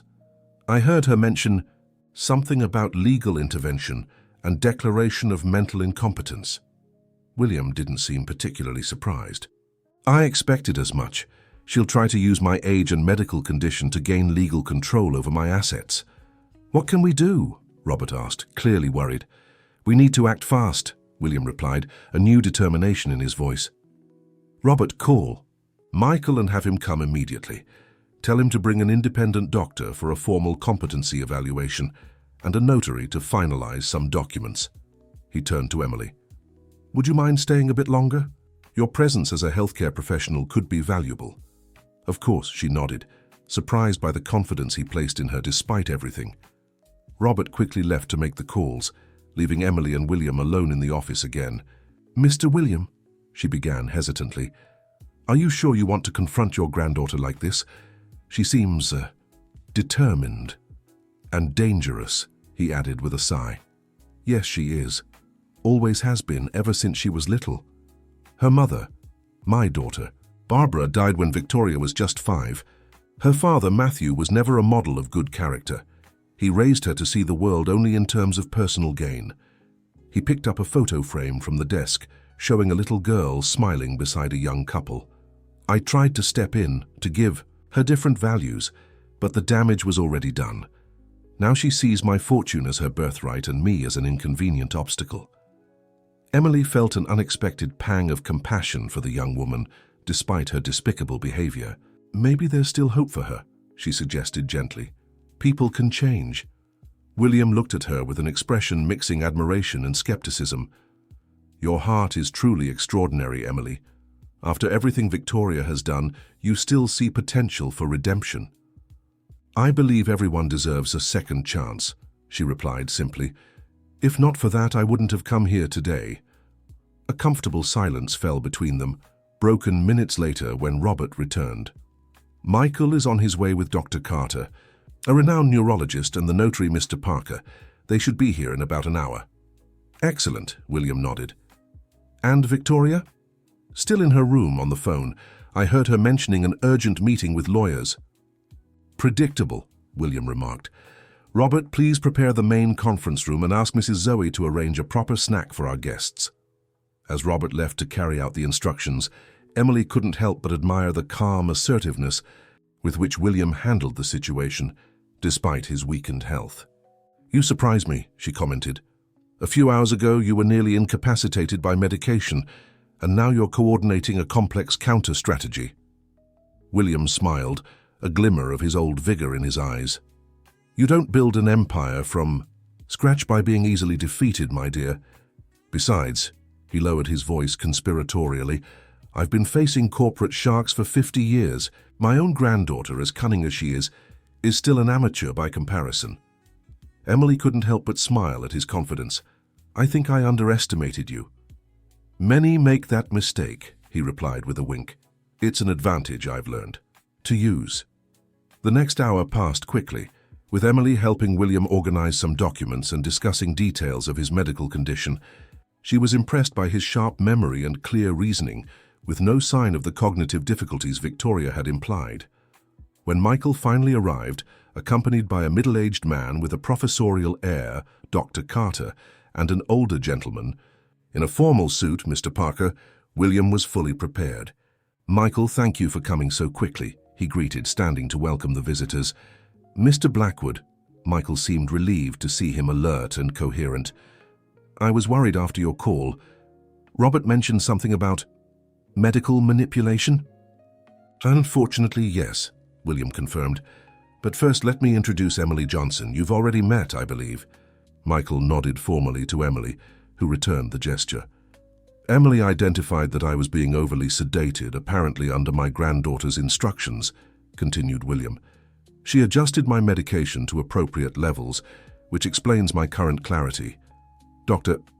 Carter stepped forward, clearly disturbed by the information. This is extremely serious, Mr. Blackwood. Excessive sedation in cardiac patients can have fatal consequences. Precisely why I requested your presence, Doctor, replied William. I'd like you to conduct a full assessment of my mental capacity and physical condition. And you, Mr. Parker, he turned to the notary, will officially record the results, as well as authenticate some documents I've prepared. Everyone moved to the meeting room, where Robert had set up a long table with water, coffee, and small savory snacks, prepared by Mrs. Zoe, the mansion's cook. Emily noticed the atmosphere was oddly formal for an emergency meeting, as if William were following a familiar script for tense negotiations. Dr. Carter began his assessment, conducting a series of cognitive and memory tests. William answered everything accurately and quickly, clearly demonstrating full control of his mental faculties. The doctor also reviewed his recent medical history and the prescribed medication. Based on my preliminary evaluation, concluded Dr. Carter, after about 40 minutes, I can state without doubt that Mr. Blackwood is fully capable of making decisions about his health, finances, and personal affairs. The excessive sedation he was receiving was, in fact, medically unjustified and potentially harmful. Mr. Parker meticulously recorded the statement, preparing an official document that all present signed as witnesses, including Emily. "Now," William continued after a short coffee break, "I'd like to formalize some changes to my legal arrangements." He presented a series of documents he had prepared with Michael's help in the preceding weeks, all aimed at protecting his estate and ensuring his wishes would be respected, regardless of future challenges to his capacity. Emily watched the process with fascination, seeing a side of William she had never witnessed in his modest apartment, the shrewd and precise businessman accustomed to complex legal maneuvers and high-impact decisions. The meeting was nearly over when the door to the room abruptly opened, revealing Victoria accompanied by a stern-looking man in an expensive suit. "What's going on here?" she demanded, entering uninvited. "Grandfather, why wasn't I informed about this meeting?" "Because it concerns measures I'm taking to protect myself from your manipulations, Victoria," William replied calmly. "What nonsense is this?" She forced an incredulous laugh, turning to the others. "My grandfather isn't well. Dr. Wilson, his physician for years, can confirm he needs rest and is on medication that may affect his mental clarity." "Interesting you mentioned Dr. Wilson," interjected Dr. Carter, adjusting his glasses. "I've just reviewed the medication regimen he prescribed, and I must say it's professionally questionable, to say the least." "And who are you?" Victoria asked disdainfully. "Dr. Edward Carter, neurologist. I've just completed a full assessment of your grandfather's mental capacity, which has been properly documented." He pointed to the papers on the table. "He is in full control of his faculties." The man beside Victoria stepped forward. "I'm Raymond Foster, Miss Victoria's attorney. I question the validity of this assessment conducted without the presence of the family's legal representatives." "I am the family," William declared firmly, "and I am legally responsible for myself, as Dr. Carter has just officially confirmed." Michael stood up, facing the other lawyer with professional calm. "All procedures carried out here are in full compliance with the law, Dr. Foster. Mr. Blackwood requested this meeting of his own free will, and all documents were prepared following his explicit instructions." Victoria glanced around the room, her eyes settling on Emily with evident fury. "You! Always you in the middle of everything," she advanced threateningly. "What do you want? How much are you charging to manipulate a sick old man?" Emily held her ground even in the face of aggression. "I'm here as a healthcare professional at your grandfather's request, and unlike what you think, not everyone has a price, miss." "Victoria, dear listener, if you're enjoying the story, take a moment to like and especially subscribe to the channel. It helps us a lot as we're just starting out. Now, continuing."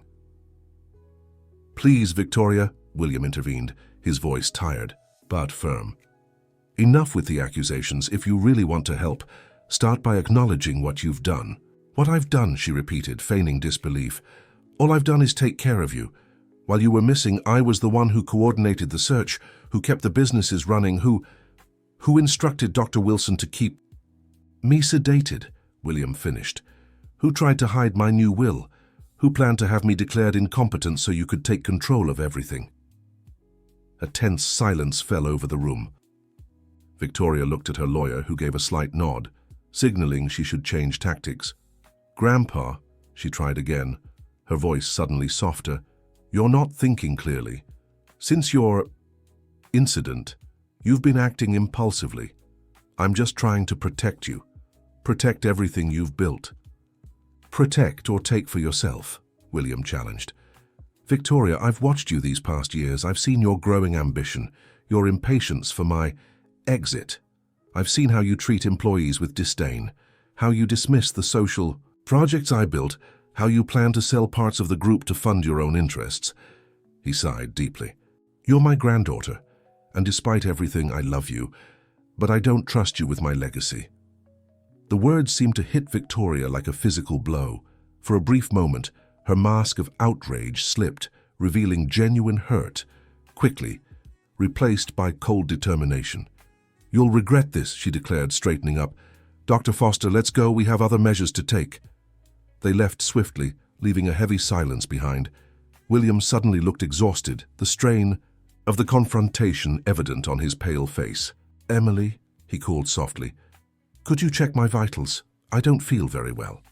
She hurried to him, immediately checking his pulse and observing his breathing. "Your blood pressure is likely high from the stress," she noted, concerned. "You need rest." Dr. Carter stepped forward, offering professional assistance while Michael and Mr. Parker finalized the necessary paperwork. "I think we've done enough for today," William decided, letting Emily and Dr. Carter help him up. "Michael, please wrap everything up and keep me informed on the next legal steps." "Of course, sir. And regarding Miss Victoria?" "Let her go for now," William replied wearily. "She needs time to process what's happened. Maybe with luck she'll reconsider her actions." Emily and Dr. Carter assisted William back to his room, where the neurologist conducted a more thorough assessment of his heart condition. "You'll need constant monitoring in the coming days," Dr. Carter concluded. "I strongly recommend a qualified nurse, especially given the recent events with your medication." "Emily," William turned to her, hopeful, "would you accept the job, temporarily, of course? I trust you more than any other healthcare professional right now." The proposal took Emily by surprise. On one hand, she felt honored by the trust. On the other, it would mean even deeper involvement with the Blackwoods and their family conflicts. "I have my job at the hospital," she began hesitantly. "We can contact your supervisors," suggested Michael, who had accompanied the group. "I'm sure a temporary arrangement can be made, especially considering Mr. Blackwood's influence on the administrative board." Emily thought for a moment. Despite the complications, she couldn't deny that William needed someone trustworthy to monitor his health, especially with Victoria still around. "All right," she finally agreed. "I can stay for a few days until you're more stable, and we can find a reliable permanent solution." The relief on William's face was evident. "Thank you, Emily. I know I'm asking a lot, especially after everything that's happened." Dr. Carter arranged a proper medication regimen, explaining in detail how Emily should monitor William's condition and what warning signs to watch for. After finishing all the instructions, he left, promising to return the next day for another evaluation. Settled in a room next to William's, Emily tried to process the sudden change in her situation. Just a few days ago, she was an anonymous nurse struggling to pay her bills. Now she was at the center of a billionaire family drama, temporarily living in a mansion straight out of a movie. As she organized her few belongings, Robert had fetched a suitcase with essentials from her apartment. Emily tried to rationalize her decision. She was here for professional reasons, to ensure the health of a vulnerable patient, nothing more. But in her heart, she knew it wasn't that simple. Despite the initial lie, she had developed genuine affection for William during the days he stayed in her apartment. Seeing him manipulated and mistreated by his own granddaughter stirred her natural protective instincts. Night fell over the Blackwood mansion, bringing an uneasy silence. Emily checked on William one last time before he fell asleep, comfortably, settled in his king-size bed with Egyptian cotton sheets. "Sleep well, Mr. William," she said softly, adjusting his pillow. "I'll be right next door if you need anything." "Emily," he called out as she was almost at the door. "Thank you. Not just for being here now, but for everything. For showing me there's still genuine kindness in the world." She smiled, touched by the sincerity in his voice. "Rest, sir. Tomorrow's another day." Retreating to her own room, Emily was about to get ready for bed when her phone rang. It was an unknown number. "Hello?" she answered cautiously. "Emily?" A tense, hurried woman's voice replied. "It's Teresa, from the hospital. I'm calling to let you know, they just called from the Astoria police precinct. Your apartment was broken into and completely ransacked." A chill ran down Emily's spine. "My apartment? But why? I don't have anything valuable." "I don't know, dear. They just asked me to reach out because they couldn't get your direct number. You should call the precinct." With trembling hands, Emily thanked her and hung up. Her home, her little sanctuary, violated. The feeling of invasion was overwhelming. Without a second thought, she left her room and knocked on William's door. To her surprise, he was still awake, sitting in bed reading some documents. "Emily, is something wrong?" he asked, concerned by her troubled expression. "My apartment was broken into," she explained, her voice trembling slightly. "I just got the news." William paled. "Victoria," he murmured. "It has to be." Her doing. Why would she do that? Emily asked, confused. I don't have anything that could interest her. It's not about what you have, but what she thinks you might have, William explained, setting the documents aside. Information about me, perhaps, or something that could be used to discredit her. He picked up the phone beside the bed. Robert, sorry to bother you at this hour. I need immediate security arranged for Miss Johnson's apartment in Astoria. Yes, right now. And in the morning, hire a team to clean and repair any damage. Thank you. Hanging up, he turned back to, Emily, don't worry about the costs. It's the least I can do, considering this likely happened because of your association with me. Thank you, she replied, still shaken, but I don't understand. Why would your granddaughter go this far? William sighed deeply. Because there's too much at stake, Emily.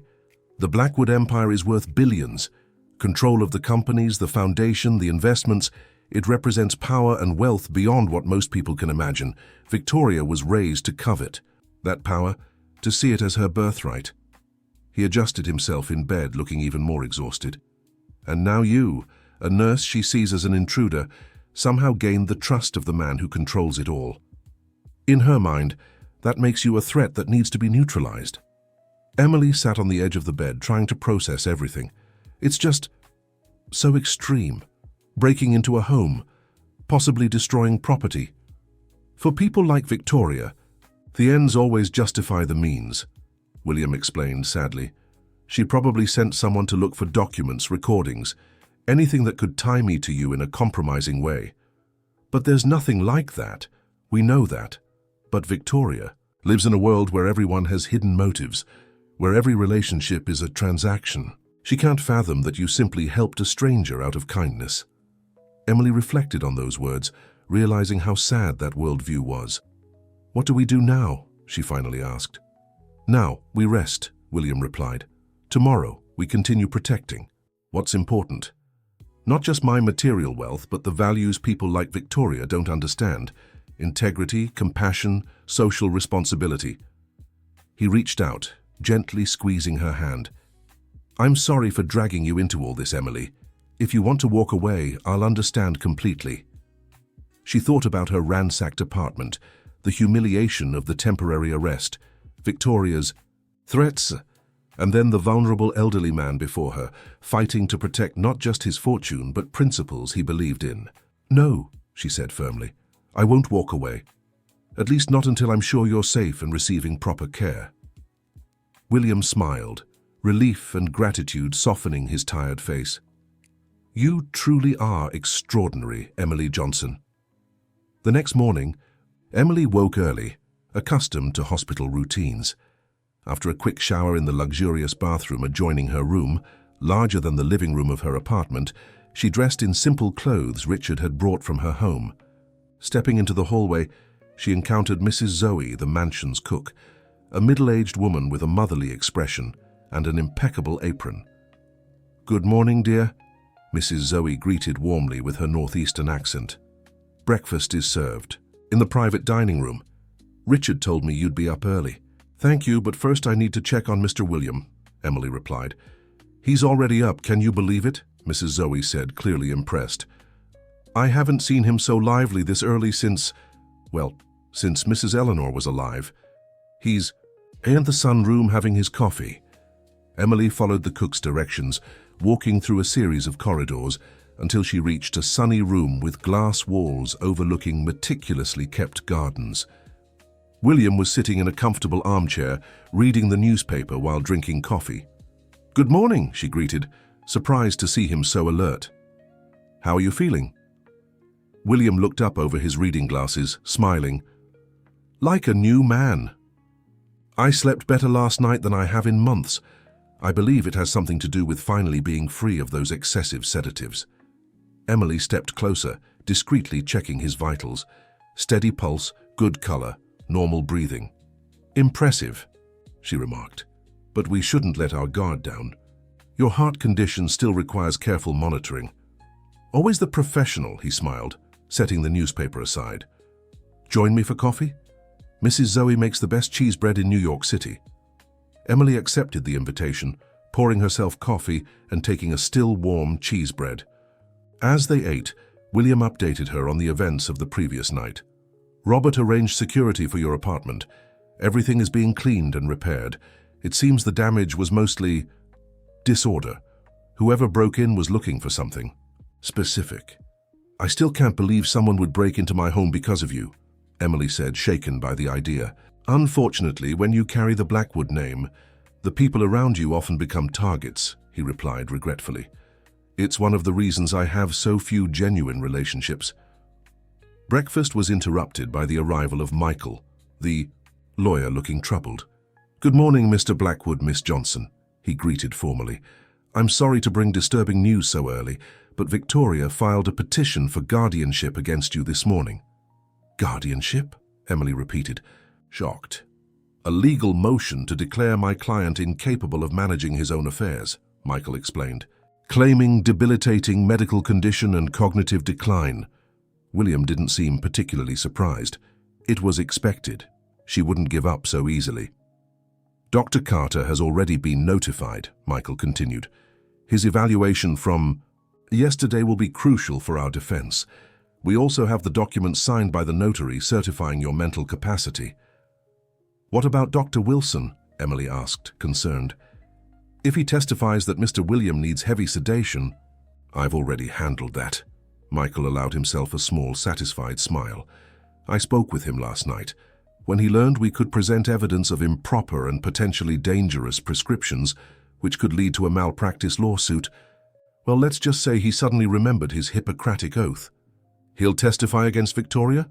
William asked, surprised. "Not directly.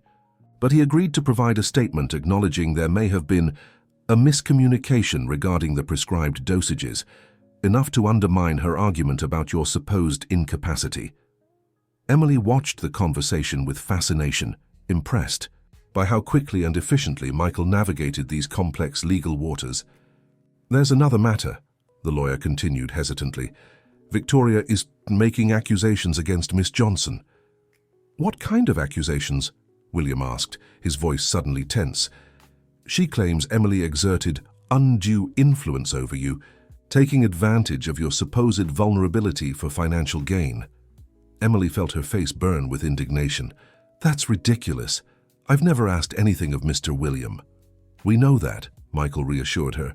"But Victoria is trying to create a convenient narrative, the opportunistic nurse who manipulates a sick elderly man. It's a cliché, unfortunately effective in many similar cases." William set his coffee cup down on the saucer with excessive force. "I won't let her destroy Emily's reputation like this, not after everything she's done for me." "We're already preparing a legal response," Michael assured them. "But I must warn you, this could get ugly. Victoria has contacts in the press, and there's a chance this story could leak to the tabloids." Emily felt a weight in her stomach. Her career, her professional reputation, everything she'd worked so hard to build, all of it could be tarnished by baseless accusations. "Maybe I should step back," she suggested hesitantly. "If I remove myself from the situation, Victoria wouldn't have grounds for these claims." "That's exactly what she wants," William replied firmly. "Isolating me means she regains control." "No, Emily. If you can endure the temporary discomfort, your presence here is my best protection, both medically and legally." Before Emily could respond, Robert appeared at the door looking uneasy. "Sir, Miss Victoria is here with Dr. Foster, and—" He hesitated. "A court-appointed geriatric evaluation team." William and Michael exchanged meaningful glances. "She doesn't waste time," the lawyer remarked. "She must have requested this evaluation in advance, probably through some judicial contact. Well, let's receive them properly," William decided, standing with surprising dignity for someone who had been practically incapacitated the day before. "Robert, please escort them to the library. Emily, I'd like you to accompany me if you don't mind. Your medical expertise could be valuable." The library of the Blackwood mansion was an impressive room with floor-to-ceiling shelves filled with leather-bound volumes, antique globes, and carefully placed art objects. Victoria was already there when they arrived, accompanied by Dr. Foster and 3 professionals whom Emily assumed were the so-called geriatric team. A middle-aged woman with a stern expression who introduced herself as Dr. Monica Lambert Psychiatrist, a younger man, Dr. Paul Mitchell, neurologist, and an older woman, Dr. Catherine Smith, gerontologist. Grandfather, Victoria immediately stepped forward, her tone falsely concerned. We're here to help you. These specialists will ensure you receive the proper care for your condition. And what condition would that be, Victoria? William asked calmly, settling into a leather armchair. My advanced age? My recent cardiac episode? Or your sudden concern for my mental capacity, which just so happened to arise when I started making changes you don't approve of? Victoria kept her tight smile, ignoring the jab. These are independent professionals, Grandfather. They're only here for an impartial evaluation. Hired by whom? Michael interjected. Appointed by the court at the family's request, Dr. Foster replied smoothly. Standard procedure in cases of potential guardianship. Emily studied the three specialists, noting how they avoided direct eye contact. For supposedly independent professionals, they seemed strangely uncomfortable. Dr. Monica Lambert took the lead.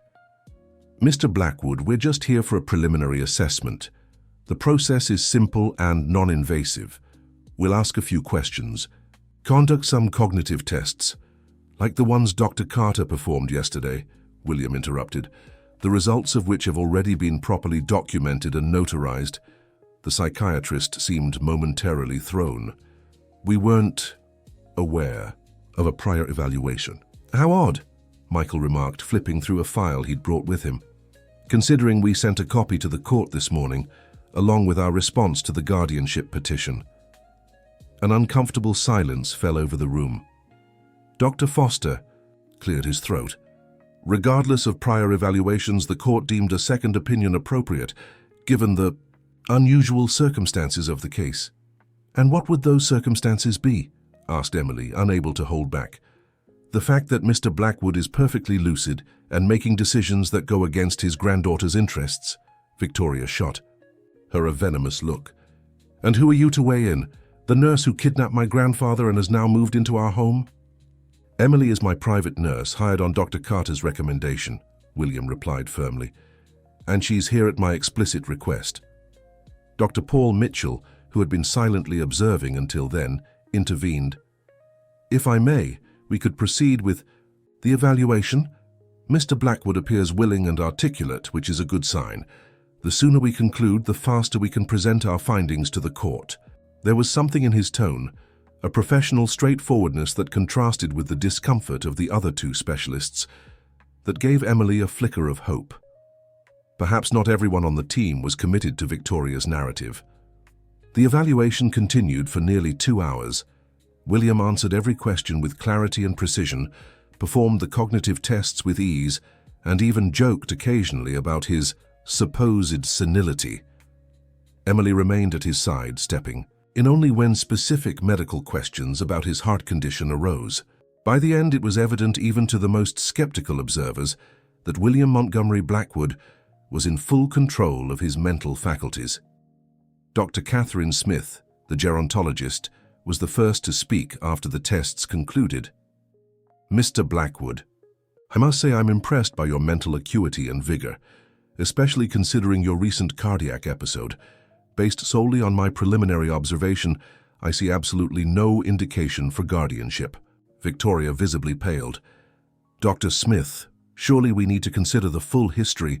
Dr. Wilson's reports about confusion and disorientation, which strangely coincided with periods of excessive sedation, Emily interrupted, unable to restrain herself.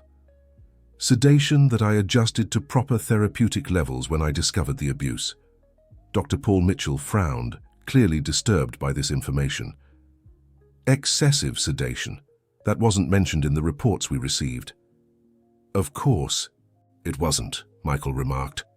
Just as it wasn't mentioned that Miss Victoria instructed the private physician to increase the doses, contrary to best medical practices for cardiac patients. That's slander, Dr. Foster exclaimed, standing up. My client would never... Dr. Wilson has already provided a statement admitting the error in dosage adjustments, Michael continued calmly, pulling another document from his briefcase.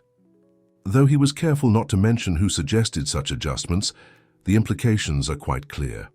Dr. Monica Lambert, who had remained silent, finally spoke. This situation is becoming increasingly irregular. We came here for a standard geriatric evaluation, not to be dragged into some kind of family dispute. I couldn't agree more, William replied, and I'm more than willing to cooperate with any genuinely independent medical evaluation. What I oppose is my granddaughter's transparent attempt to use the legal system to gain control over me and my estate. Victoria, watching her plan crumble before her eyes, abruptly changed tactics. "Grandpa, you're being manipulated," she exclaimed, sudden tears glistening in her eyes. First with this nurse, now with these lawyers. I'm only trying to protect him." Emily watched the performance with a mix of fascination and disgust. Victoria's ability to shift strategies and emotions was almost admirable in its calculated efficiency. William, however, remained unshaken. "Victoria, I've known you since the day you were born. I watched you grow, saw every strategy you developed to get what you want. The tears might work on others, but not on me." He rose slowly, leaning lightly on the armchair. "Doctors, I appreciate your visit and cooperation. I hope you'll report honestly what you witnessed here today. As for you, Victoria," he sighed deeply, "I suggest you reconsider the path you're choosing. There's still time for reconciliation if you're willing to abandon these tactics and show you care about more than just my money." With those words, he offered his arm to Emily and walked out of the library with dignity, leaving Victoria in a state of shock and barely contained fury. In the hallway, away from the visitor's eyes, William finally allowed himself to show his exhaustion, leaning more heavily on Emily's arm. "You handled that well, Mr. William," she praised softly. "But now you need to rest.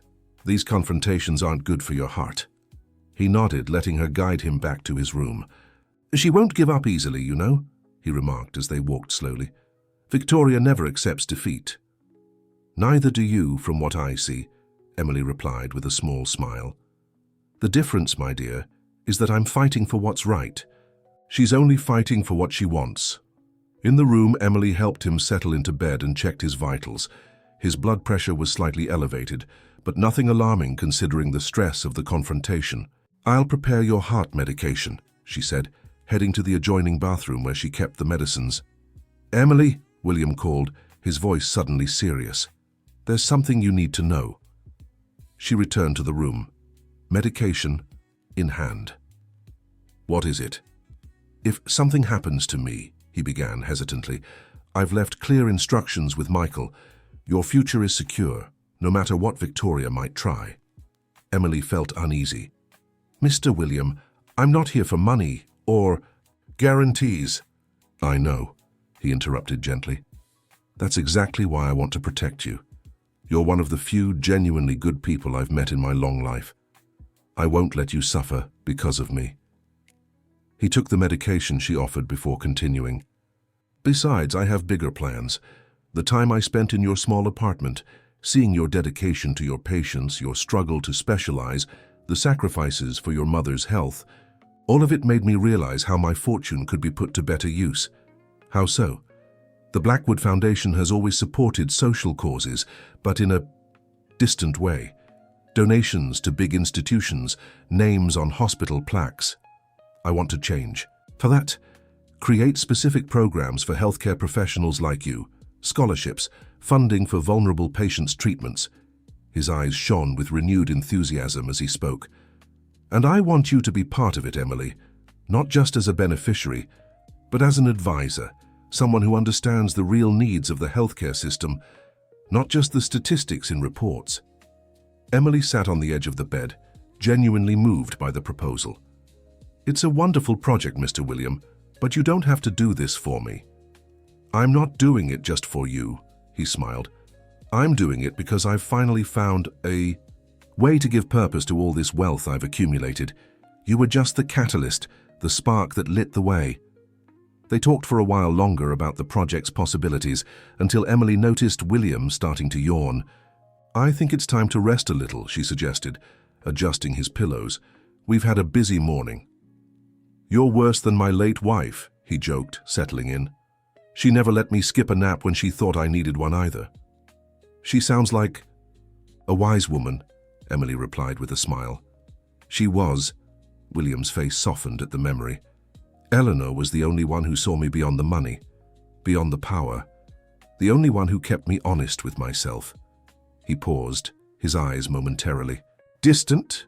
Until I met you, I thought I'd never find that quality in another person again. Emily blushed slightly at the compliment, unsure how to respond. Get some rest, Mr. William, she finally said, heading toward the door. I'll check on you in an hour. While William slept, Emily took the opportunity to contact the hospital and request temporary leave. To her surprise, Dr. Thompson, the head cardiologist, not only approved immediately, but expressed gratitude that she was caring for such an important benefactor of the institution. Blackwood has funded our pediatric wing for decades, the doctor explained over the phone. If he personally requested your care, it's an honor for the hospital to lend one of our best nurses. After settling that matter, Emily decided to call her mother, who still didn't know about all the recent developments. Mrs. Margaret listened to the full story with a mix of concern and admiration. My daughter, always helping others, she said affectionately. But be careful. Rich people and their money fighters, that can be dangerous. I'm fine, Mum. Mr. William is a good man who needs help. And that granddaughter of his, she seems like a handful. Emily sighed. It's complicated. I think she was raised to see everything as competition, always looking for an advantage. It's sad, really. Well, you've always had a good heart, dear. Just don't let them hurt you. The afternoon passed quietly. William slept for a few hours and woke up refreshed. Dr. Carter returned for a follow-up evaluation, declaring himself pleased with the progress. Stopping that excessive sedation worked wonders, the neurologist remarked to Emily as they reviewed the chart. I'm still shocked Dr. Wilson prescribed such a regimen for a cardiac patient. I believe there was external pressure, Emily replied diplomatically. I see, Dr. Carter nodded gravely. In any case, my report to the court will be unequivocal about Mr. Blackwood's mental capacity. After the doctor left, Emily and William dined in the sunroom, watching the sunset over the mansion gardens. The meal, meticulously prepared by Mrs. Zoe, was simple but delicious, a contrast to the elaborate dishes usually served when Victoria was present. I asked Zoe to make something more like what we ate at your apartment, William explained, noticing Emily's surprised look at the plain rice, beans, and steak. I realized I missed that simplicity. Emily smiled, touched by the gesture. You're full of surprises, Mr. William. At 76, I'm allowed a few contradictions, he replied with a wink. A billionaire who prefers rice and beans over caviar. Who would have thought? The evening was peaceful until Robert appeared at the sunroom, his worried expression immediately alerting Emily.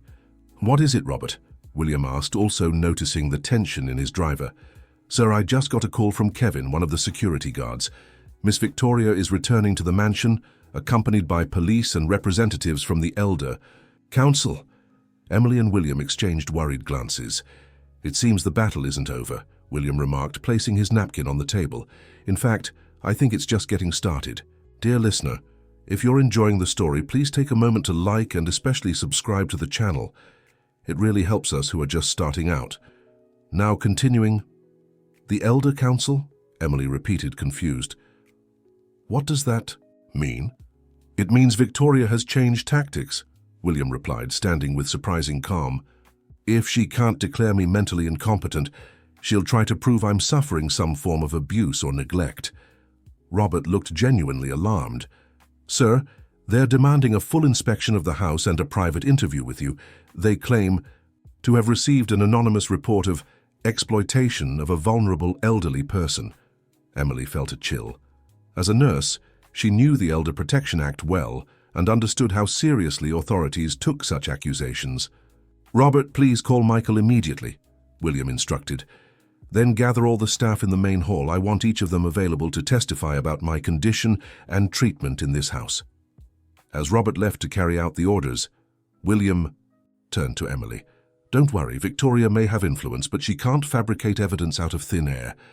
There's no abuse or neglect to uncover. But she's clearly trying to frame me somehow, Emily replied, her voice thick with concern. Maybe I should step back temporarily, at least until this inspection is over. That's exactly what she wants, William said firmly. Isolating me means she regains control. No, Emily. We faced this together, heads held high. They barely had time to prepare before raised voices echoed from the main hall. William offered his arm to Emily, and together they walked toward the unwelcome visitors. In the grand marble hall, Victoria stood at the center of a small group. 2 uniformed officers, a middle-aged woman with an Elder Protection Services badge, and a younger man carrying a briefcase, likely a social worker. "Grandpa!" Victoria exclaimed the moment she saw them, her face a mask of theatrical concern. "I came to save you from this situation." William stepped forward calmly, his upright posture defying any notion of fragility. "Good evening, everyone," he greeted formally. "May I ask the reason for this unexpected visit?" The woman from Elder Protection Services stepped forward, presenting her credentials. "Mr. Blackwood, I'm Dr. Rachel Cooper, Coordinator of Elder Protection. We've received a serious complaint about possible abuse and financial exploitation against you, and we're legally required to investigate." "I understand," William replied. "And who is the alleged abuser?" Rachel's gaze immediately turned to Emily. "We have information that a nurse with unverified qualifications is exerting undue control over your medical and financial decisions." Emily's face burned with indignation. "Unverified qualifications? I'm a registered nurse, specialized in cardiology, currently unauthorized. Leave from Mercy General Hospital." "An easy story to fake," Victoria interjected. "Grandpa, this woman has manipulated you from the start. She pretended to save you on the street, took you to that tiny apartment, kept you disoriented." "Enough, Victoria." William's voice, though not raised, carried an authority that instantly silenced the room. "I'm tired of these ridiculous accusations. Emily Johnson saved my life, both literally and figuratively. She is here as my private nurse, formally hired, with the full knowledge and approval of Mercy General Hospital." He turned to the officers present. "Ladies and gentlemen, I understand you are simply doing your duty. I respect that. But I must inform you that this complaint is nothing more than a transparent attempt by my granddaughter to regain control over me and my assets after her efforts to have me declared incompetent failed earlier today." Rachel Cooper seemed uncomfortable, glancing between Victoria and William. "Mr. Blackwood, regardless of the circumstances of the complaint, we are required to conduct a full assessment. This includes an inspection of your living conditions and a private interview." "Naturally," William agreed. "I am available for any evaluation. I only ask that you remain impartial and focus on the facts, not baseless allegations." At that moment, Michael arrived hurriedly, accompanied by Robert. "Mr. Blackwood, I've been informed of the situation," said the lawyer, casting a sharp look at Victoria. "As your legal representative, I must insist on being present during any interview or procedure." "That is your right, sir," agreed one of the officers, who had remained silent until then. The inspection continued, with the group moving through the main rooms of the mansion. Emily stayed by William's side, providing details about his care regimen when asked. To her surprise, Rachel Cooper grew increasingly skeptical of the accusations as the visit progressed. "Mr. Blackwood," the social worker remarked after inspecting the elderly man's perfectly equipped bedroom, "I must say, your living conditions appear impeccable. In fact, better than many of our own senior care facilities." "Obviously," Victoria interjected impatiently, "this is one of the most luxurious mansions in New York City. The issue isn't the physical environment, but the psychological control. That woman," she pointed at Emily, "has over my grandfather." Rachel studied Victoria with growing suspicion. "Miss Blackwood, so far, we've seen no evidence to support your claims. On the contrary, your grandfather seems exceptionally lucid and well cared for." "You don't understand." Victoria's frustration was palpable. "She manipulated him into changing his will, into altering control of the companies. This is classic financial exploitation." An awkward silence followed her outburst. The officers exchanged uneasy glances while Rachel made notes on her clipboard. "Mr. Blackwood," she finally said, "I'd like to conduct the private interview now, if you're willing." "Certainly," William agreed. "We can use my office. Michael, as my attorney, I'd like you present." "And me too," Victoria demanded. "As a family member." "I'm afraid that wouldn't be appropriate, Miss Blackwood," Rachel replied firmly, "especially considering the complaint appears to have originated from you." Victoria's face twisted with barely contained fury. "This is outrageous. I'm only trying to protect my grandfather." "Victoria," William interjected, his voice surprisingly gentle, "please allow this process to proceed properly. If you truly care about my well-being, give me the space to speak freely with these professionals." Something in his tone, not angry, just resigned and sad, seemed to finally pierce Victoria's armor of indignation. For a brief moment, genuine doubt flickered across her face, as if, for the first time, she considered she might be wrong. The moment passed quickly, replaced by her usual mask of determination, but not before Emily noticed it. There was something more going on here, some deeper family dynamic she didn't yet fully understand.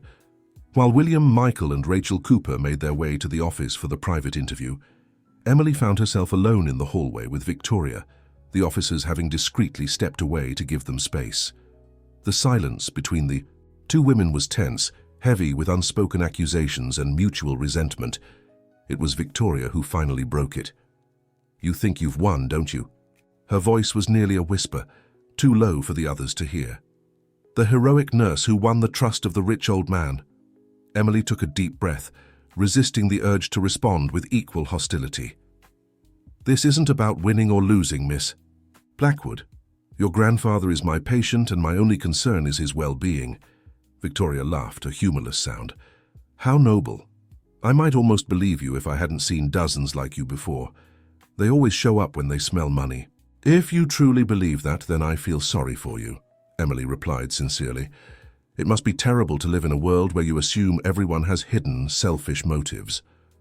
Victoria narrowed her eyes, studying Emily as if trying to decipher a particularly frustrating puzzle. "You're good," she said finally. "Better than the others. That air of incorruptible innocence. Grandpa's always been vulnerable to that, especially after Grandma died."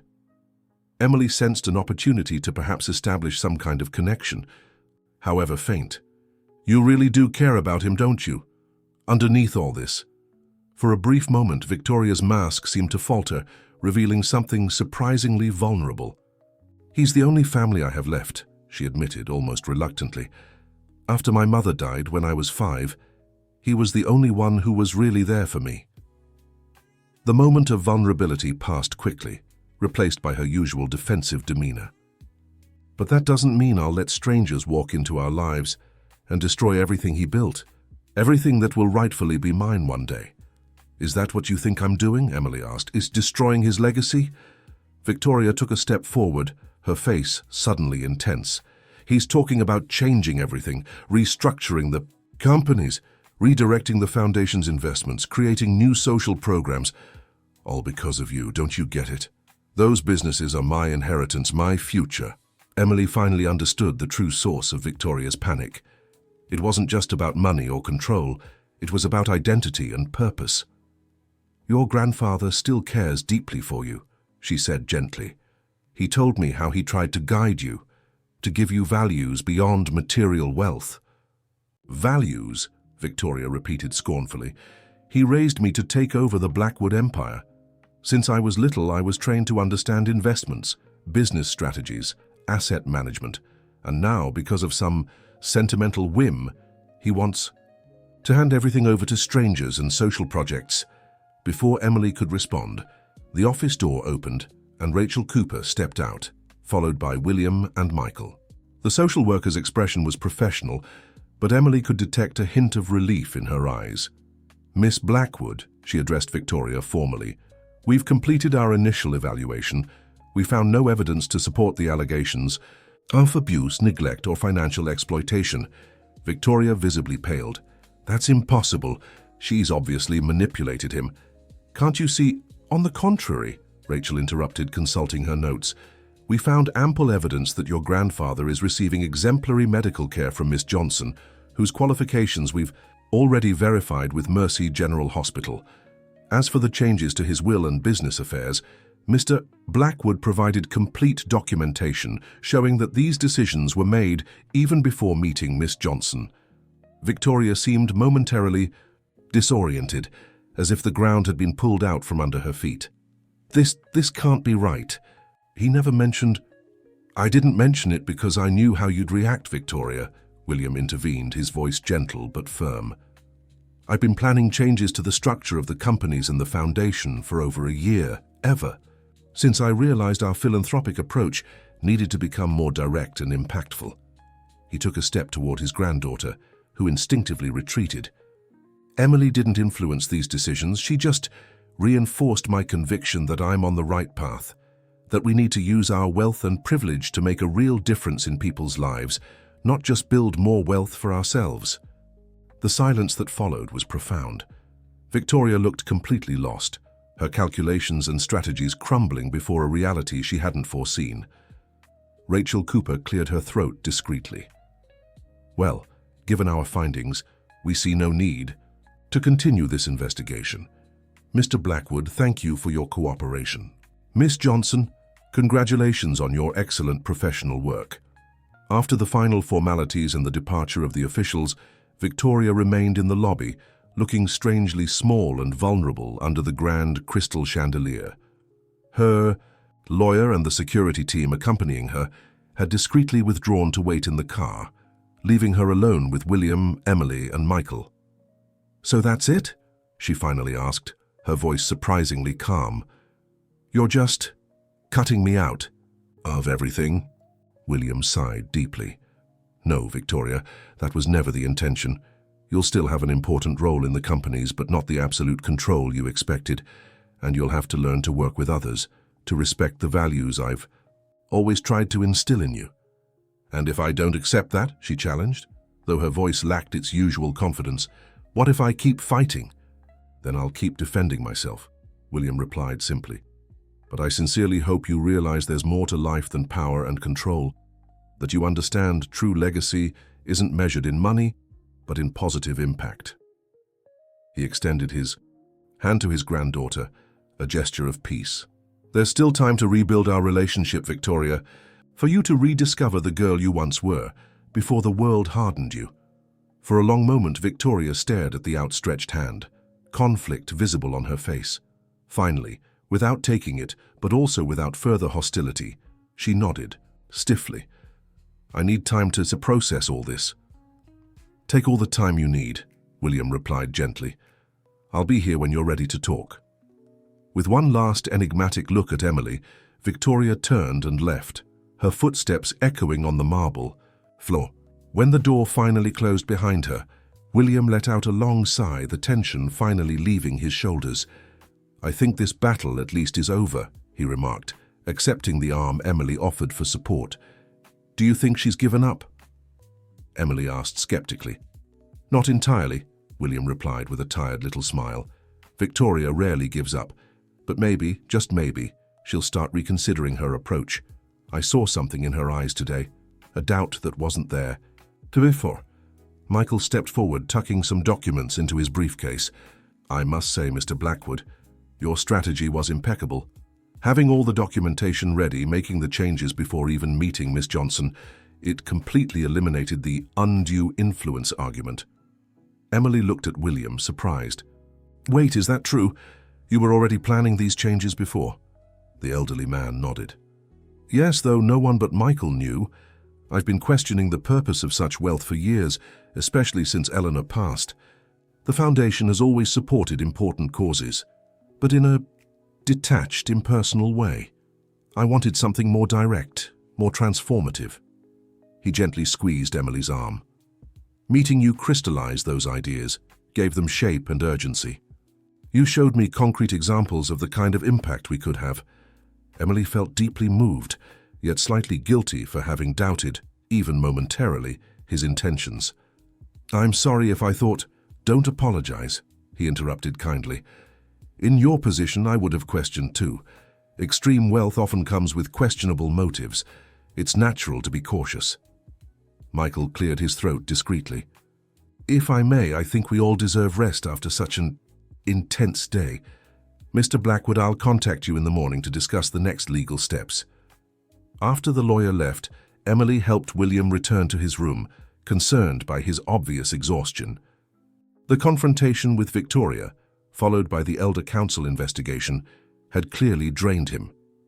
"You need to rest," she insisted, helping him into his chair as she prepared his nighttime medications. "It's been an extremely stressful day for someone recovering from a cardiac episode." William smiled, watching her affectionately as she meticulously checked the dosages. "Always the dedicated nurse." "It's my job," she replied, returning the smile. "No," he corrected gently, "it's who you are. There's a fundamental difference. Many people do their jobs adequately, but few embody their professional values so completely in their character." Emily handed him the pills with a glass of water, touched by the praise. "Thank you, I had good examples. My mother always said helping others isn't an obligation, it's a privilege." "A wise woman," William remarked after taking the medicine. "I look forward to meeting her." Emily raised an eyebrow, surprised. "Meeting her?" "Of course. She's scheduled for knee surgery next week at St. Joseph Medical Center. I've arranged everything with the best specialists." "Mr. William, I can't accept—" "You can and will," he interrupted with friendly firmness. "Consider it thanks for saving my life. Twice." Seeing her hesitation, he continued, "Emily, my entire life, I've been surrounded by people who said yes to everything I proposed, no matter how absurd, because I was rich and powerful. You're one of the few who treated me as a normal human, with limits and responsibilities. I deeply respect that." He paused, searching for the right words. "But there are times I need to use my resources to do good, to genuinely give back. Your mother's surgery is one of those moments. It's not a transaction, not a payment, it's an act of gratitude. Please allow me this." The sincerity in his eyes finally overcame Emily's resistance. "All right," she agreed softly. "And thank you. My mother will be thrilled when she finds out." "No need to mention my name," William suggested. "Just say the hospital managed to schedule the procedure sooner than expected. No fuss, no debt of gratitude." Emily nodded, recognizing the wisdom and sensitivity in his approach. As she helped him prepare for bed, she reflected on the extraordinary journey of the past few days. From a simple nurse rushing to work to a central figure in a billionaire family drama, from rescuing a stranger on the street to potentially helping reshape how one of the nation's greatest fortunes would be used for social good. Life truly took unexpected turns sometimes. "What are you thinking about?" asked William, noticing her contemplative expression. "About how unpredictable life is," she answered honestly. "A week ago, I was worried about losing my scholarship and helping my mother get surgery. Now I'm in the middle of all this." William smiled. "Did you know the Chinese use the same symbol for crisis and opportunity?" "I think I've heard that before, yes." "It's not actually true," he chuckled softly. "It's one of those myths business people love repeating in motivational speeches, but the core idea has merit. Moments of upheaval often bring possibilities we'd never imagined." He adjusted himself comfortably against the pillows. "When I collapsed on that sidewalk, I thought it was the end. Instead, it was the beginning of something new and valuable. A lesson it took me 76 years to learn. Sometimes we need to lose something, in my case, temporarily my identity and privileges, to gain a truer perspective." Emily reflected on this wisdom as she finished preparing the room for the night, adjusting the curtains and checking William's vitals one last time. "Good night, Mr. William," she said softly, heading toward the door. "Rest well, I'll be in the next room if you need anything." "Emily," he called, just as she was about to leave. "Thank you, not just for the medical care, but for showing me that genuine kindness still exists in the world. It's a gift more valuable than you realize." She smiled, feeling a wave of genuine affection for the elderly man who had entered her life so unexpectedly. "Sleep well, sir." In her own luxurious room, Emily prepared for bed, the exhaustion of the past few days finally catching up to her. As she drifted into deep sleep, her thoughts were a mix of worry for the immediate future and hope for the possibilities unfolding. What she didn't know was that, at that very moment, about 6 miles away, Victoria Blackwood sat alone in her penthouse apartment, staring at an old photograph, Her at 5 years old sitting on her grandfather's lap, both smiling at the camera. A snapshot of a simpler time, before ambition and distrust built walls between them. With slightly trembling hands, Victoria poured herself another glass of wine, contemplating not just the tactical defeat of that day, but deeper questions about the kind of person she had become. And for the first time in many years, she allowed herself to wonder if the path she had chosen was truly what she wanted for her life. The night deepened, wrapping the city in its dark cloak, as three souls in different states of reflection pondered life's unexpected turns and the possibilities of redemption and transformation the new day might bring. The following week passed with surprising calm at the Blackwood mansion. Victoria didn't return, nor did she make any new legal attempts to interfere in her grandfather's life. According to Michael, who discreetly kept in touch with her lawyer, the young woman had requested a few days' leave from the companies to address personal matters. Emily continued caring for William, whose health improved visibly each day. Free from excessive sedation and receiving proper medication, he gradually regained his vitality. Their walks in the garden, initially limited to a few minutes, now stretched to nearly half an hour, with William sharing stories about each rare plant he had personally selected over the years.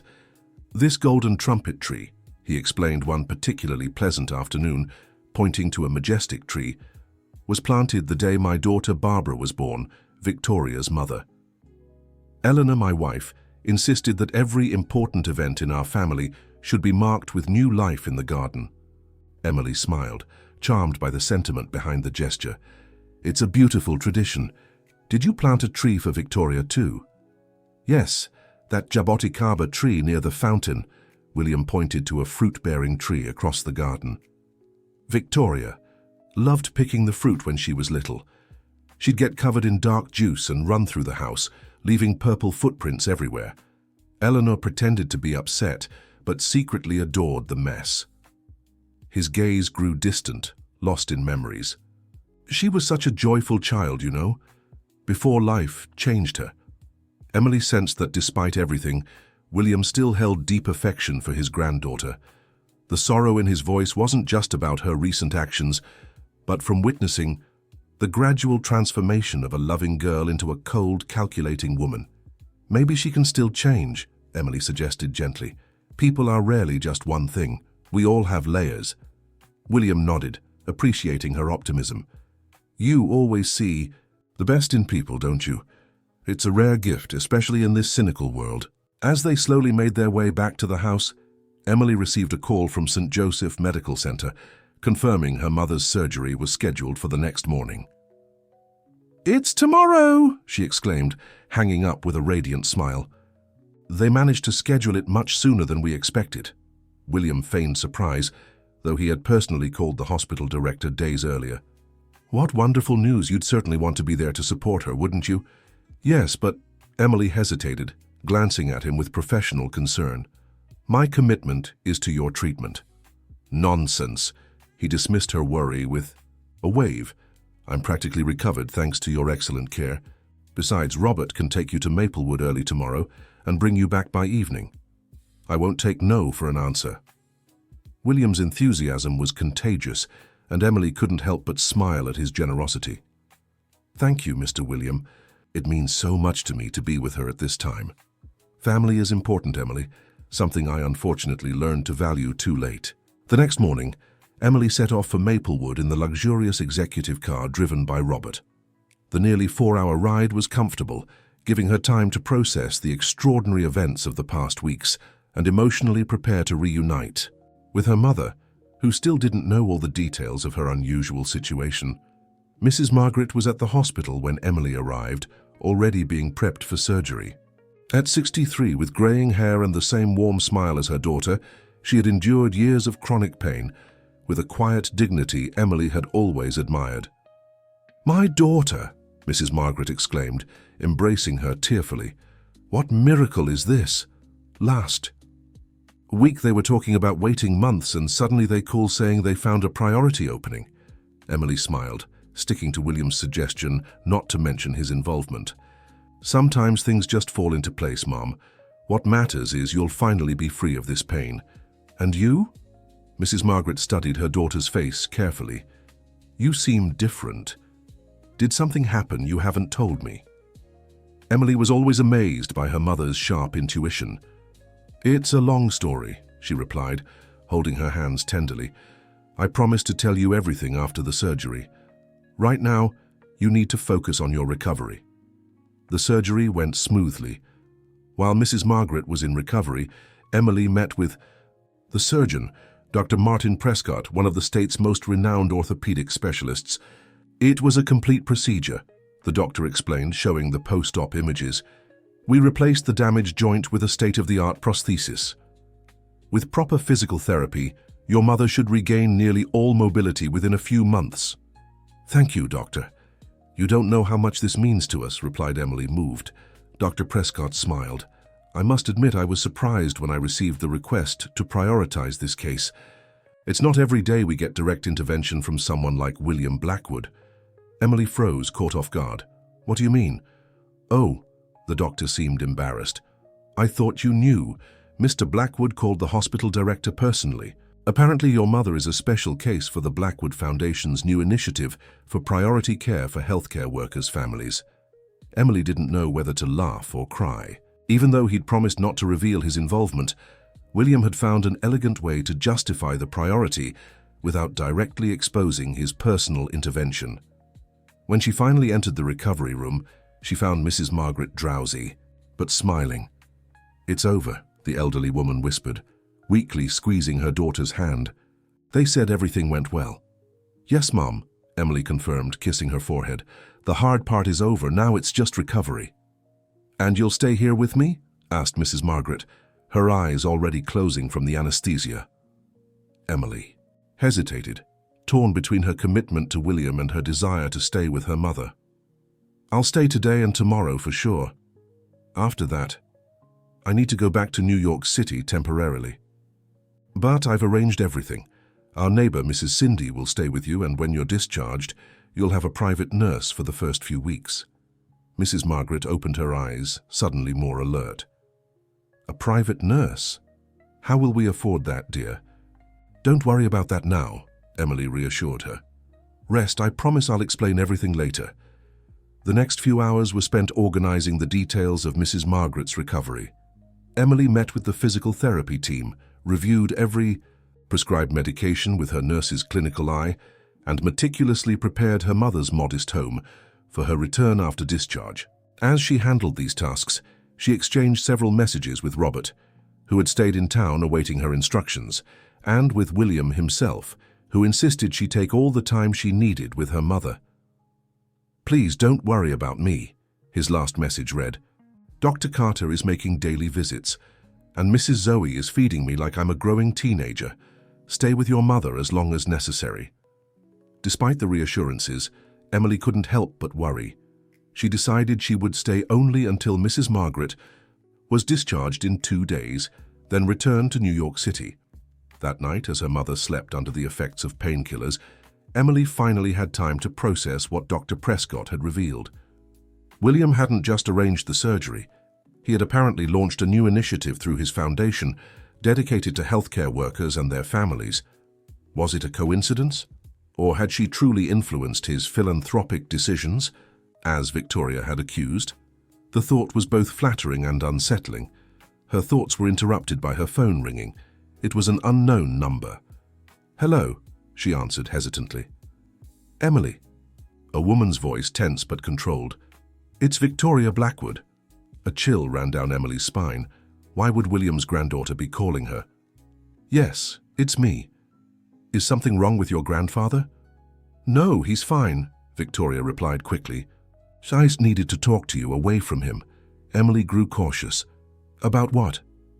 There was a pause as if Victoria was gathering courage. About everything. About my behavior, about my grandfather, about... Well, I think we should talk in person. Can I meet you tomorrow?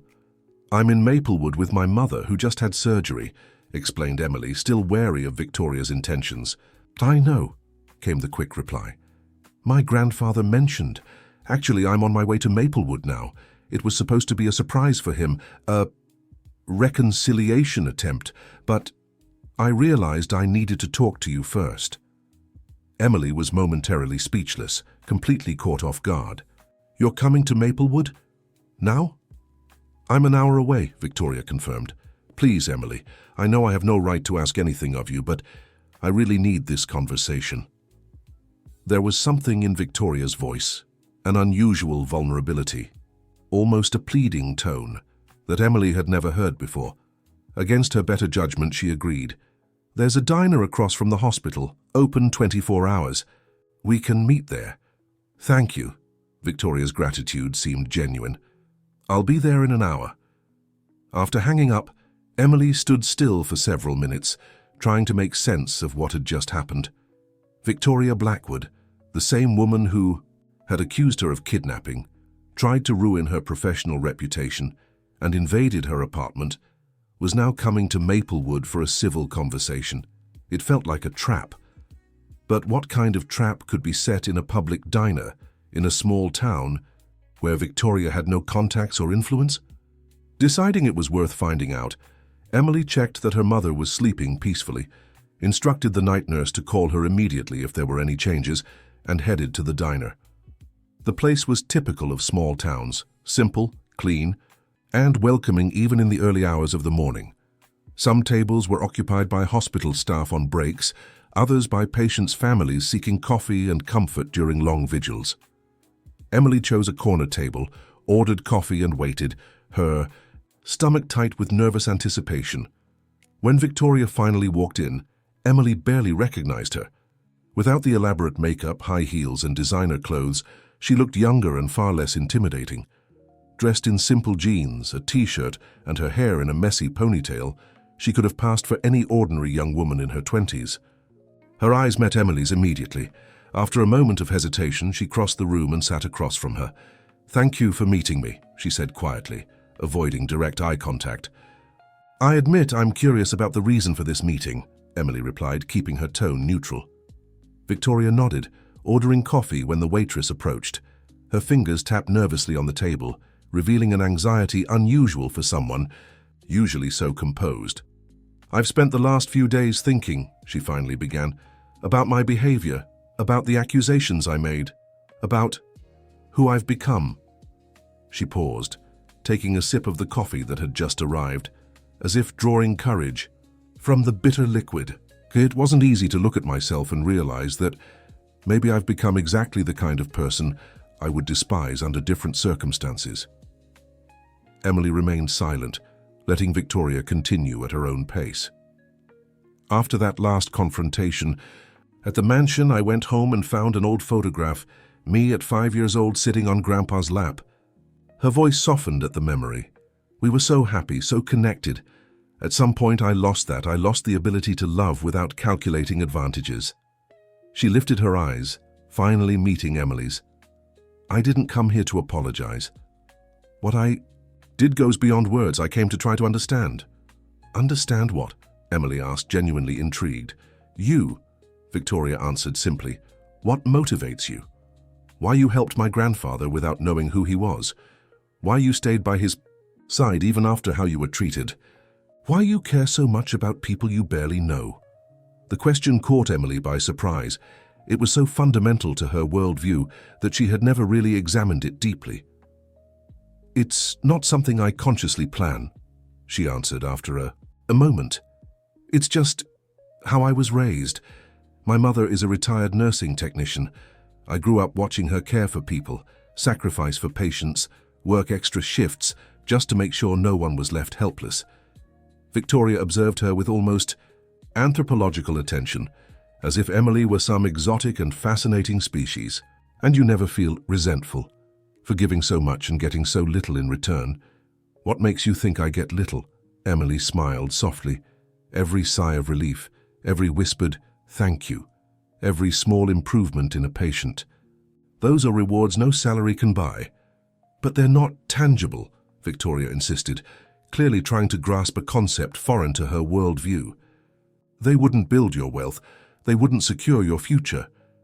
Emily pondered how to explain something so intrinsic to her nature to someone raised with such different values. "Victoria, when your grandfather was in my home, with no memory, no identity, nothing material to offer. Those were days of genuine human connection. We shared simple meals, honest conversations, small victories like him learning to cook pasta. She smiled at the memory. There was a joy in that simplicity no luxury could replicate.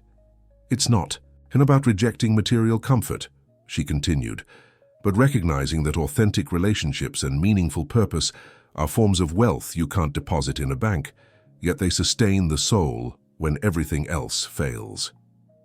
Victoria listened silently, her eyes betraying an inner conflict Emily could only imagine. "You know what scared me the most?" Victoria finally confessed. "Seeing how my grandfather changed by your side. How he smiled more, seemed more alive. Even after everything I did to separate you, to discredit you, you kept treating him with dignity and respect. And he just flourished." She took another sip of coffee, her eyes now glistening. "I realized that in all these years trying to prove my worth to him, trying to control the businesses, secure my position, I never actually made him smile like that. And that hurt more than any decision about wills or inheritance." Emily felt an unexpected wave of compassion for the young woman before her. Behind the facade of arrogance and ambition was someone deeply insecure, desperately seeking validation and connection. "It's not too late, you know," she said gently. "Your grandfather still loves you very much.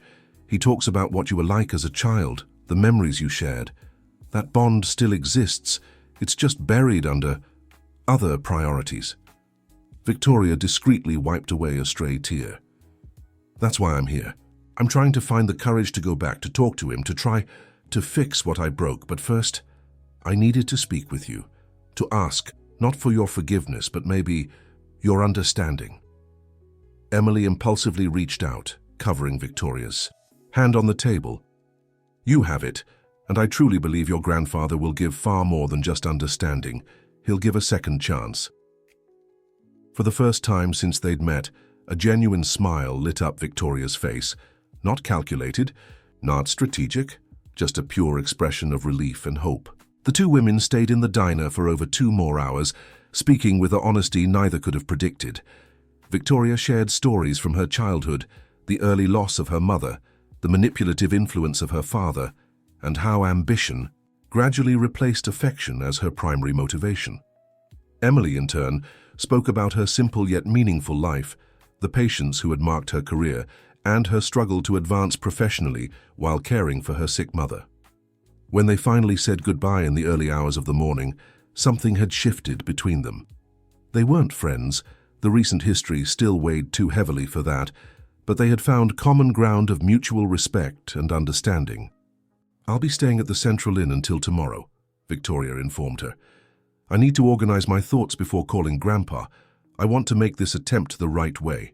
If you need to talk again, you know where to find me," Emily offered. "Thank you," Victoria replied, and this time the gratitude was unmistakably sincere. When Emily returned to the hospital, she found her mother awake, looking more alert, and significantly less uncomfortable than the night before.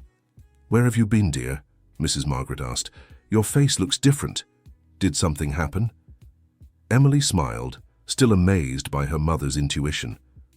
"Let's just say I had an unexpected conversation with someone who surprised me. In a good way or a bad way, in a hopeful way," Emily answered, sitting on the edge of the bed. "But now I want to hear about you. How's the pain?" "Much better than before the surgery, that's for sure." Mrs. Margaret adjusted herself carefully in bed. "The doctor already came by this morning. He said he's never seen anyone my age recover so quickly from such a major operation." "You've always been strong, Mom." "Yes, but it's not just that." Mrs. Margaret looked directly at her daughter. "The doctor mentioned something about a special program from the Blackwood Foundation. Does that have anything to do with that long story you promised to tell me?" Emily sighed, realizing the moment of truth had come. "Yes, it has everything to do with it. And you'll need to brace yourself because it's a story straight out of a soap opera." For the next hour, Emily told her mother everything that had happened since that morning on Fifth Avenue. Rescuing William, his supposed amnesia, the days she spent in his apartment, the revelation of his true identity, the confrontation with Victoria, and her time at the mansion as his private nurse.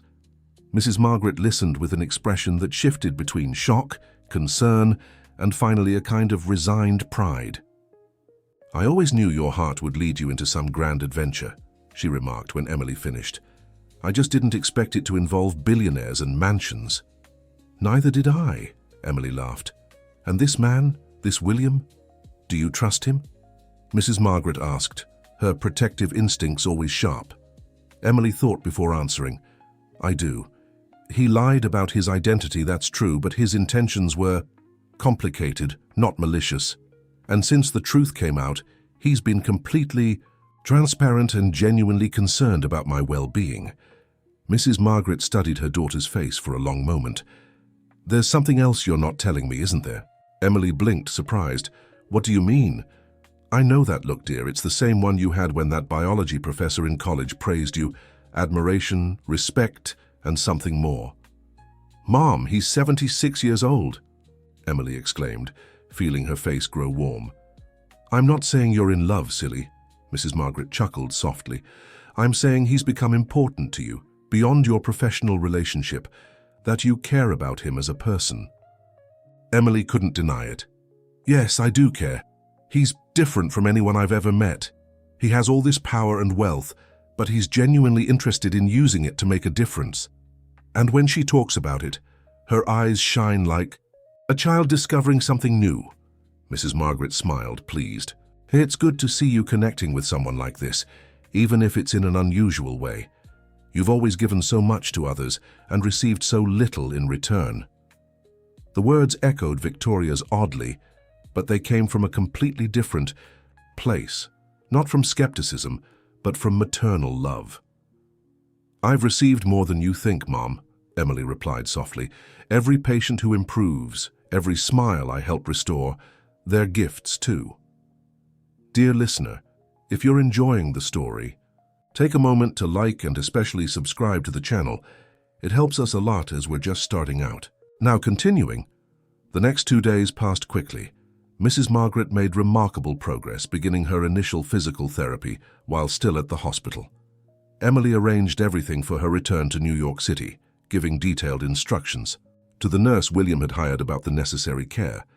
To her surprise, she didn't see Victoria again during that time, though she knew she was still in town.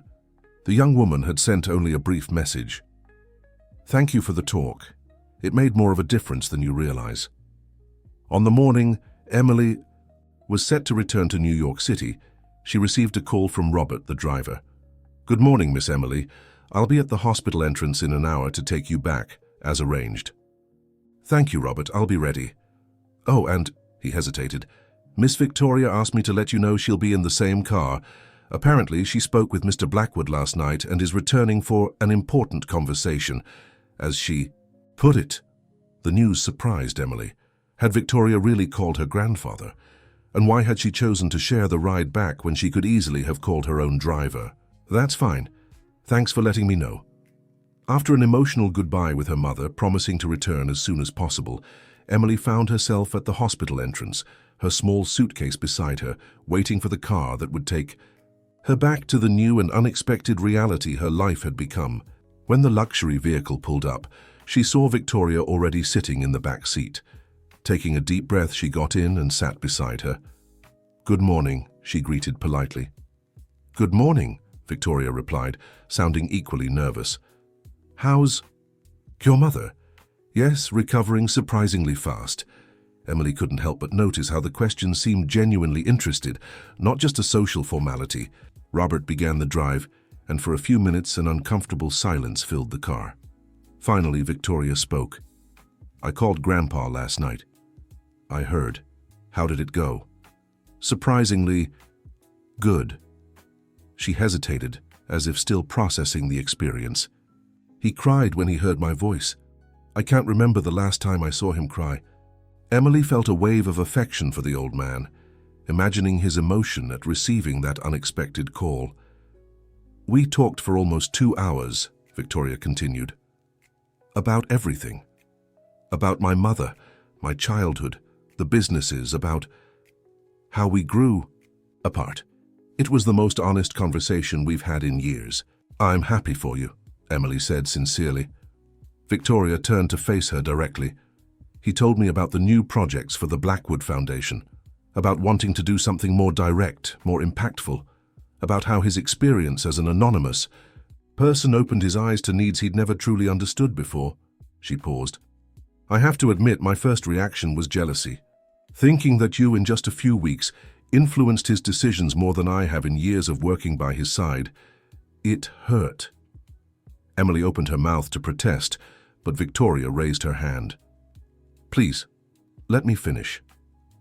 After I got past that initial reaction, I began to truly listen to what he was saying, and I realized it wasn't about you versus me.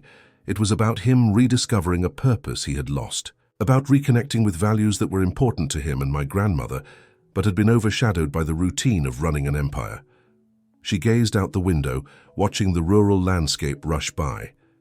He invited me to be part of these new projects, not just as an heiress or an executive, but as a partner in something meaningful, something that could be our shared legacy. And what did you say? Asked Emily, genuinely curious. A small smile formed on Victoria's lips. I told him I needed to think, that we needed to talk in person, but the truth is, she turned back to Emily. I've already made up my mind, I'll accept. I'll try this new path, not just for Grandpa, but for myself. Because during our talk at the diner, something you said really struck me. What? About forms of wealth that can't be deposited in a bank but sustain the soul when everything else fails, Victoria quoted, showing how deeply the words had resonated. I realized I've been chasing one kind of wealth while growing poorer in another. Emily felt deeply moved by the apparent transformation in the young woman who just days earlier had seen her as an enemy. Real change takes time, she remarked, gently. Don't expect to turn everything around overnight. I don't, Victoria agreed. In fact, I asked Grandpa to recommend a good therapist. I think I have a lot to unpack from my childhood, my relationship with my father, the early loss of my mother. I don't just want to change surface behaviors. I want to truly understand how I became who I am and who I want to be moving forward. The journey continued, their conversation flowing with an ease neither could have predicted days before. When they finally arrived at the Blackwood mansion in the early afternoon, both felt as if they had traveled much farther than just the physical distance between Maplewood and New York City. William was waiting in the foyer, his posture straighter and more vigorous than Emily had ever seen since meeting him. His eyes shone with restrained emotion as he watched his granddaughter and the nurse arrive together, seemingly on friendly terms. My two favorite women, he declared, opening his arms. Victoria stepped forward first, embracing her grandfather in a tight hug that seemed to hold years of unspoken emotions. Emily watched the scene with misty eyes, feeling privileged to witness this reconciliation. When they finally pulled apart, William extended his arm to Emily as well, including her in the family moment in a way she hadn't expected. Hesitantly, she accepted the gesture, and for a brief instant the three formed a circle of connection that transcended their different backgrounds and histories. Come, William invited, his voice thick with emotion. Mrs. Zoe has prepared a special lunch, and we have much to discuss. The meal that followed was markedly different from previous ones at the mansion. Gone was the usual formality, as well as the underlying tension that had characterized Victoria's presence. Instead, there was an almost celebratory atmosphere of new beginnings and possibilities. William, revitalized by his granddaughter's return and Emily's steady presence, seemed years younger. He spoke animatedly about his plans for the foundation, how he wanted to reshape it for more direct and meaningful impact. I've been thinking about creating a specific program for healthcare professionals, he explained, looking directly at Emily. Not just medical care for their families, as in your mother's case, but for scholarships, professional development, research. He turned to Victoria. And I'd like you to lead this initiative. Your management experience and strategic vision would be invaluable. Of course, with Emily as a consultant to ensure we address real needs, not just what we assume the needs are. Victoria seemed genuinely surprised by the proposal. Me? Lead a social project? Grandpa, I've never worked in this field before. Exactly why, William replied with a wise smile. It'll be a growth opportunity for you, a chance to develop a different side of your skills. Besides, he added with a wink, you've always been stubborn and determined enough to do anything you set your mind to. Emily observed the interaction with interest, noting how William skillfully offered his granddaughter a new path, one that still valued her natural abilities and experience, but redirected them toward a more meaningful purpose. "And what about you, Emily?" William asked, turning to her. "Once you finish your work as my private nurse, do you plan to return to the hospital right away?" The question caught her off guard. Truthfully, with all the chaos of the past few days, Emily had barely considered her next professional steps. "I suppose so. Dr. Thompson mentioned my position is still secure." "And your cardiology residency?" William asked, though he knew the situation perfectly well. "Still planning to pursue it?" "Yes, if I can arrange my schedule with the hospital," Emily replied. "With the scholarship that was arranged, I'll be able to balance work and studies." William exchanged a quick glance with Victoria, who gave an almost imperceptible nod. "I have a proposal for you," he said, leaning slightly forward. "Actually, we have a proposal." "What proposal?" Emily asked, suddenly apprehensive. "We'd like to invite you to be the medical director of the new division at the Blackwood Foundation," William explained, "working alongside Victoria to structure and implement programs, starting with support for healthcare professionals." Emily blinked, stunned.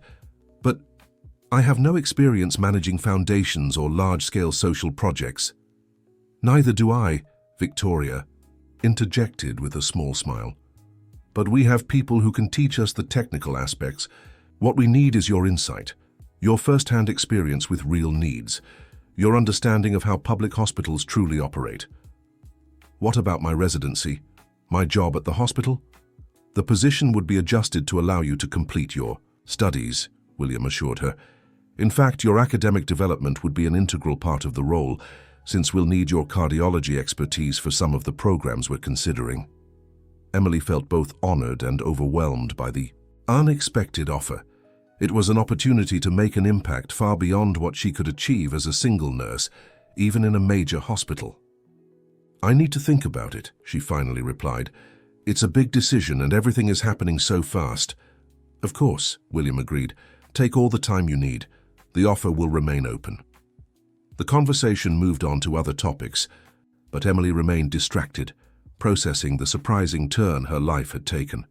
From an anonymous nurse rushing to work on an ordinary morning, she had become someone who could potentially influence healthcare policies on a significant scale.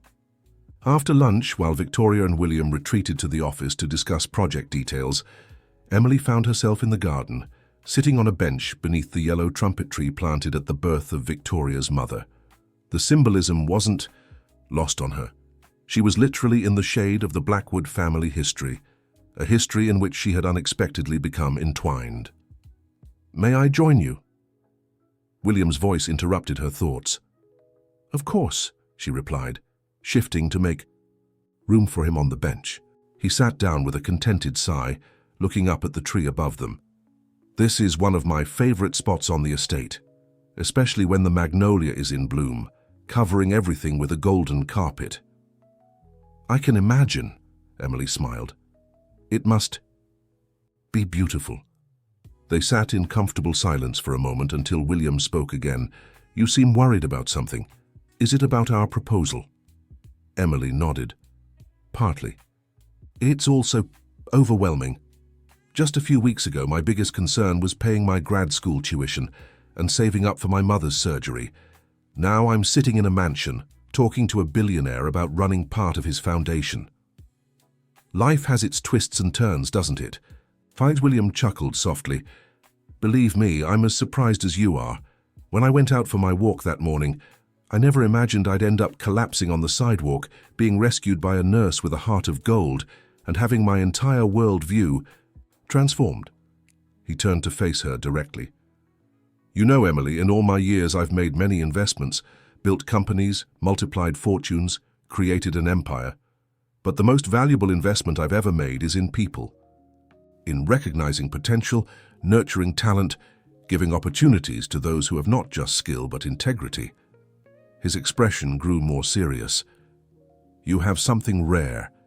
Technical ability paired with a genuinely compassionate heart. I'm not offering you this position as payment or reward. I'm offering it because I know how to recognize the right person for an important mission." Emily felt the weight of his words, the sincerity in his voice. "But what if I'm not up to it? What if the challenge is too great?" "Then you'll learn, adapt, and grow," William replied simply. "As we all do. No one is born knowing how to run foundations or lead teams. These are skills you acquire." He smiled, his eyes gleaming with the wisdom of decades of experience. "Besides, you've already proven yourself remarkably adaptable. In just a few days, you went from hospital nurse to personal caregiver for a supposed amnesiac, then to defender against a vengeful granddaughter, and finally to peacemaker between us. Compared to that, running a health program seems almost simple, doesn't it?" Emily couldn't help but laugh. "When you put it that way, think of the impact, Emily," he continued, his tone more serious. "How many patients can you personally treat in a day? 10, 20? As director of this program, you could impact hundreds, maybe thousands. Not directly true, but the ripple effect would be enormous." The prospect was both daunting and irresistible. A chance to amplify everything she valued in her profession, to create opportunities for other dedicated professionals like herself. "I need to process all this," she said finally, "but I'm inclined to accept." William's smile lit up his weathered face. "Splendid. And don't worry, you won't be alone. Victoria has surprisingly shown great enthusiasm for the project. Something changed in her after your talk in Maplewood." "I noticed," Emily agreed. "It's like she finally found a purpose beyond just taking over the business." "Exactly," William said, sounding genuinely proud. "She's always had extraordinary ability, just directed toward limited goals. Seeing her rediscover broader values, reconnect with the person she could be, it's the greatest gift I could receive at this stage of life." He gently touched Emily's arm. "And I owe much of that to you." "I didn't do anything special," she protested. "I just acted as I always do." "And there you have the magic," replied William with a wise smile. "Your consistent authenticity, your uncalculated kindness, these qualities are more powerful than any elaborate strategy. You reminded me and Victoria of what truly matters, of what truly makes a life well lived." The following weeks passed in a whirlwind of activity. Emily formally accepted the position at the Blackwood Foundation, negotiating an arrangement that would allow her to complete her postgraduate studies while maintaining a part-time shift at the hospital, so she wouldn't lose the direct contact with patients she valued so much. Emily's mother was recovering surprisingly well, already walking, with just the aid of a cane, and gradually reducing her pain medication.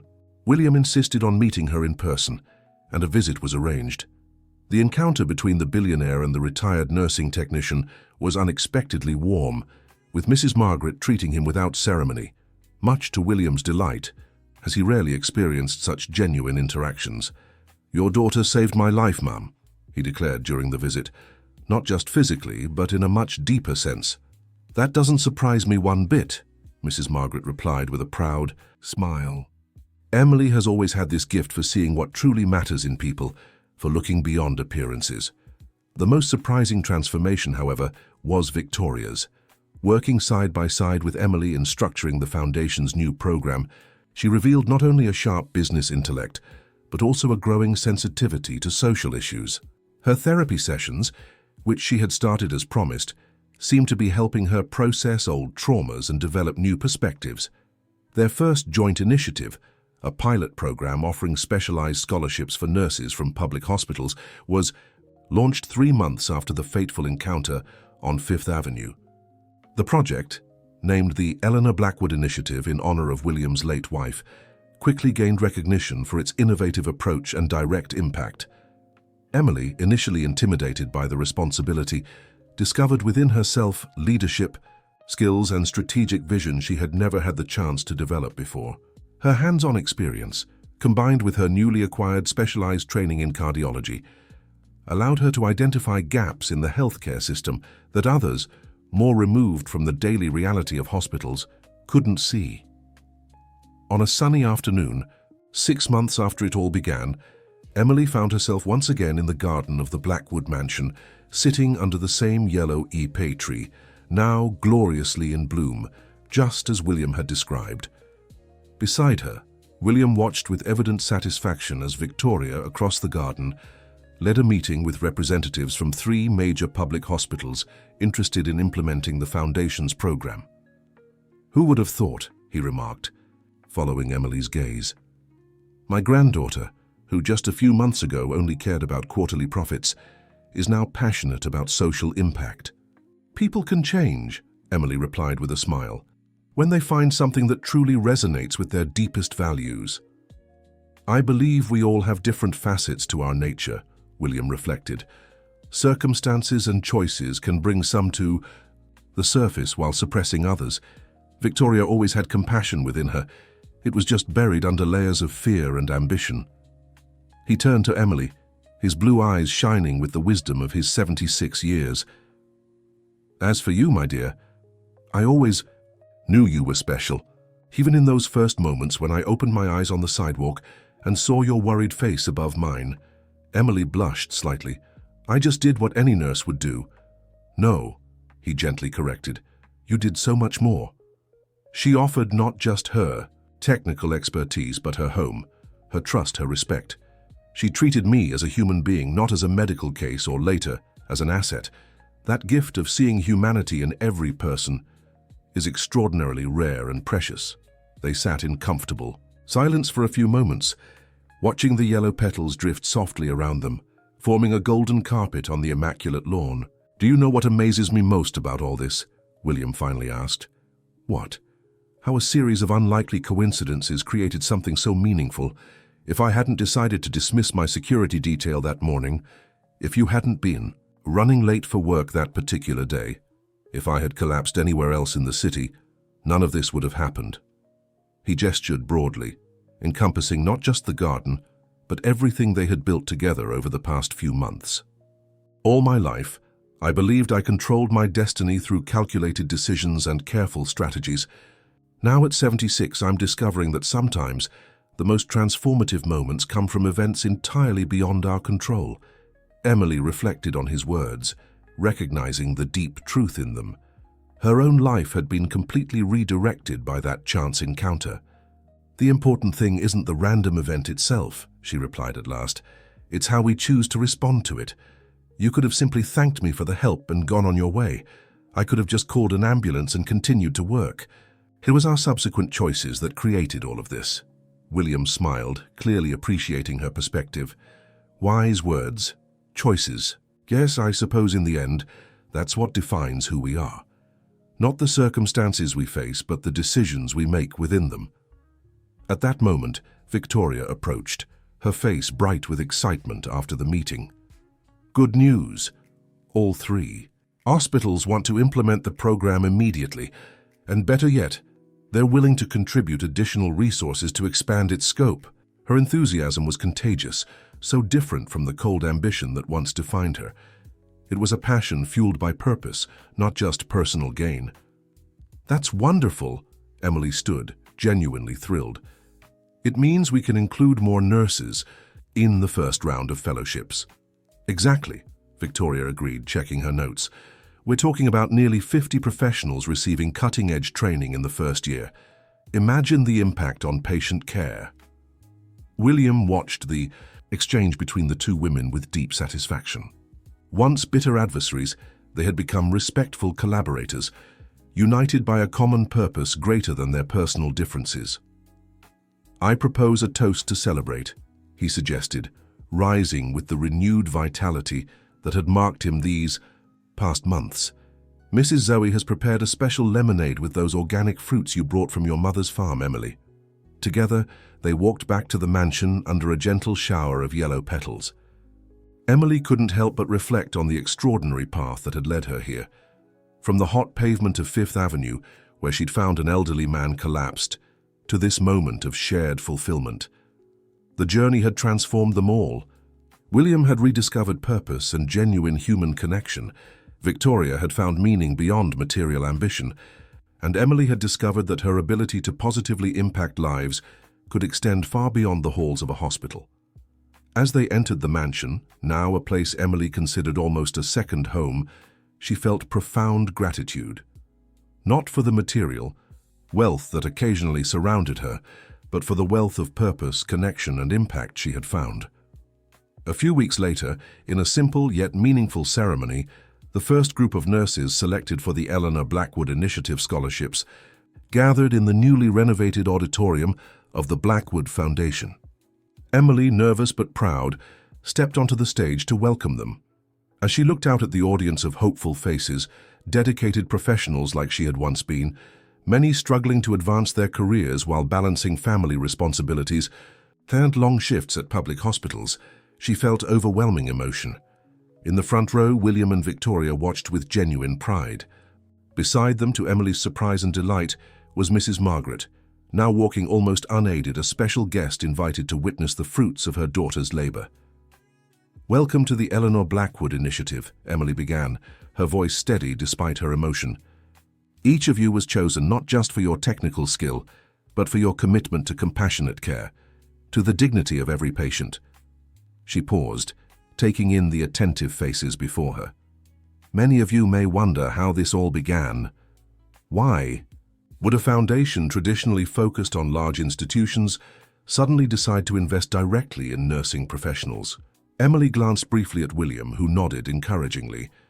It started with an unexpected meeting on an ordinary sidewalk, with an elderly man who needed help and a nurse, running late for work, who stopped to assist him. It began with the simplest of human decisions, to stop and help someone in need.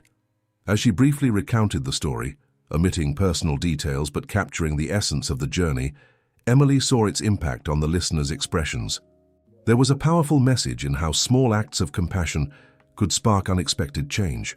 "What we've learned on this journey," she concluded, looking directly at the future scholars, "is that real change begins at the individual level. With one well-cared-for patient, one valued professional, one supported family.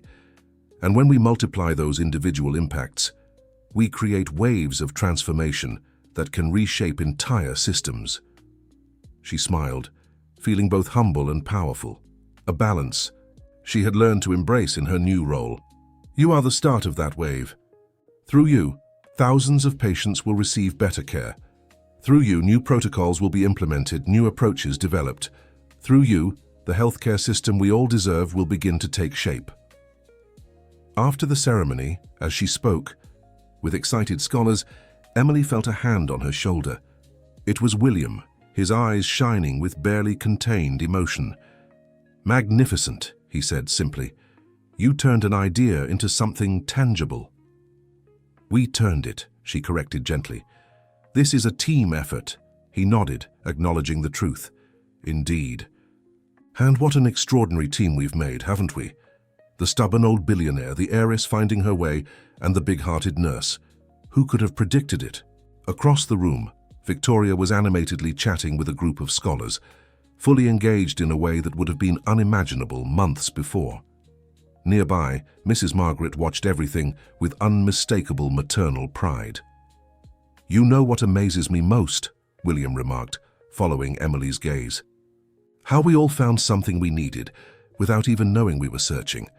I found renewed purpose, Victoria found meaning beyond ambition. You found a platform to amplify your values." He paused thoughtfully. "Maybe that's how life works at its best. Not when we chase predetermined goals, but when we remain open to unexpected connections, to unplanned detours that lead us exactly where we needed to be." Emily smiled, recognizing the deep wisdom in his words. "I think you're right. If someone had told me a year ago that I'd be here today, running a program for a billionaire foundation, working side by side with people who initially saw me as an enemy, I would have thought it impossible. And yet here we are." William gestured to the room buzzing with positive energy and possibilities, all of us transformed by a simple act of kindness on an ordinary sidewalk. As the evening wore on and the celebration continued, Emily found a quiet moment to reflect. Her life had taken a completely unexpected turn, yet one that aligned deeply with her core values. The path hadn't been easy.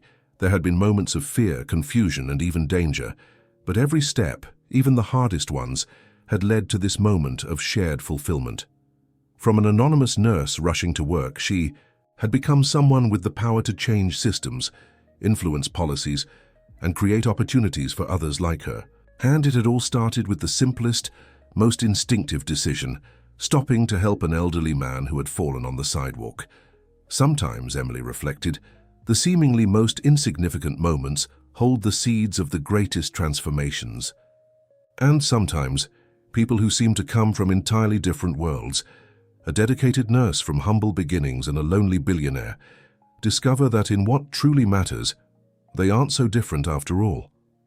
When William approached her again, now accompanied by Victoria and Mrs. Margaret, Emily felt complete, an improbably perfect circle of people who, through chance encounters and courageous choices, had not only transformed each other's lives, but created something that would change many more. The end. And you? Do you believe in the power of small gestures?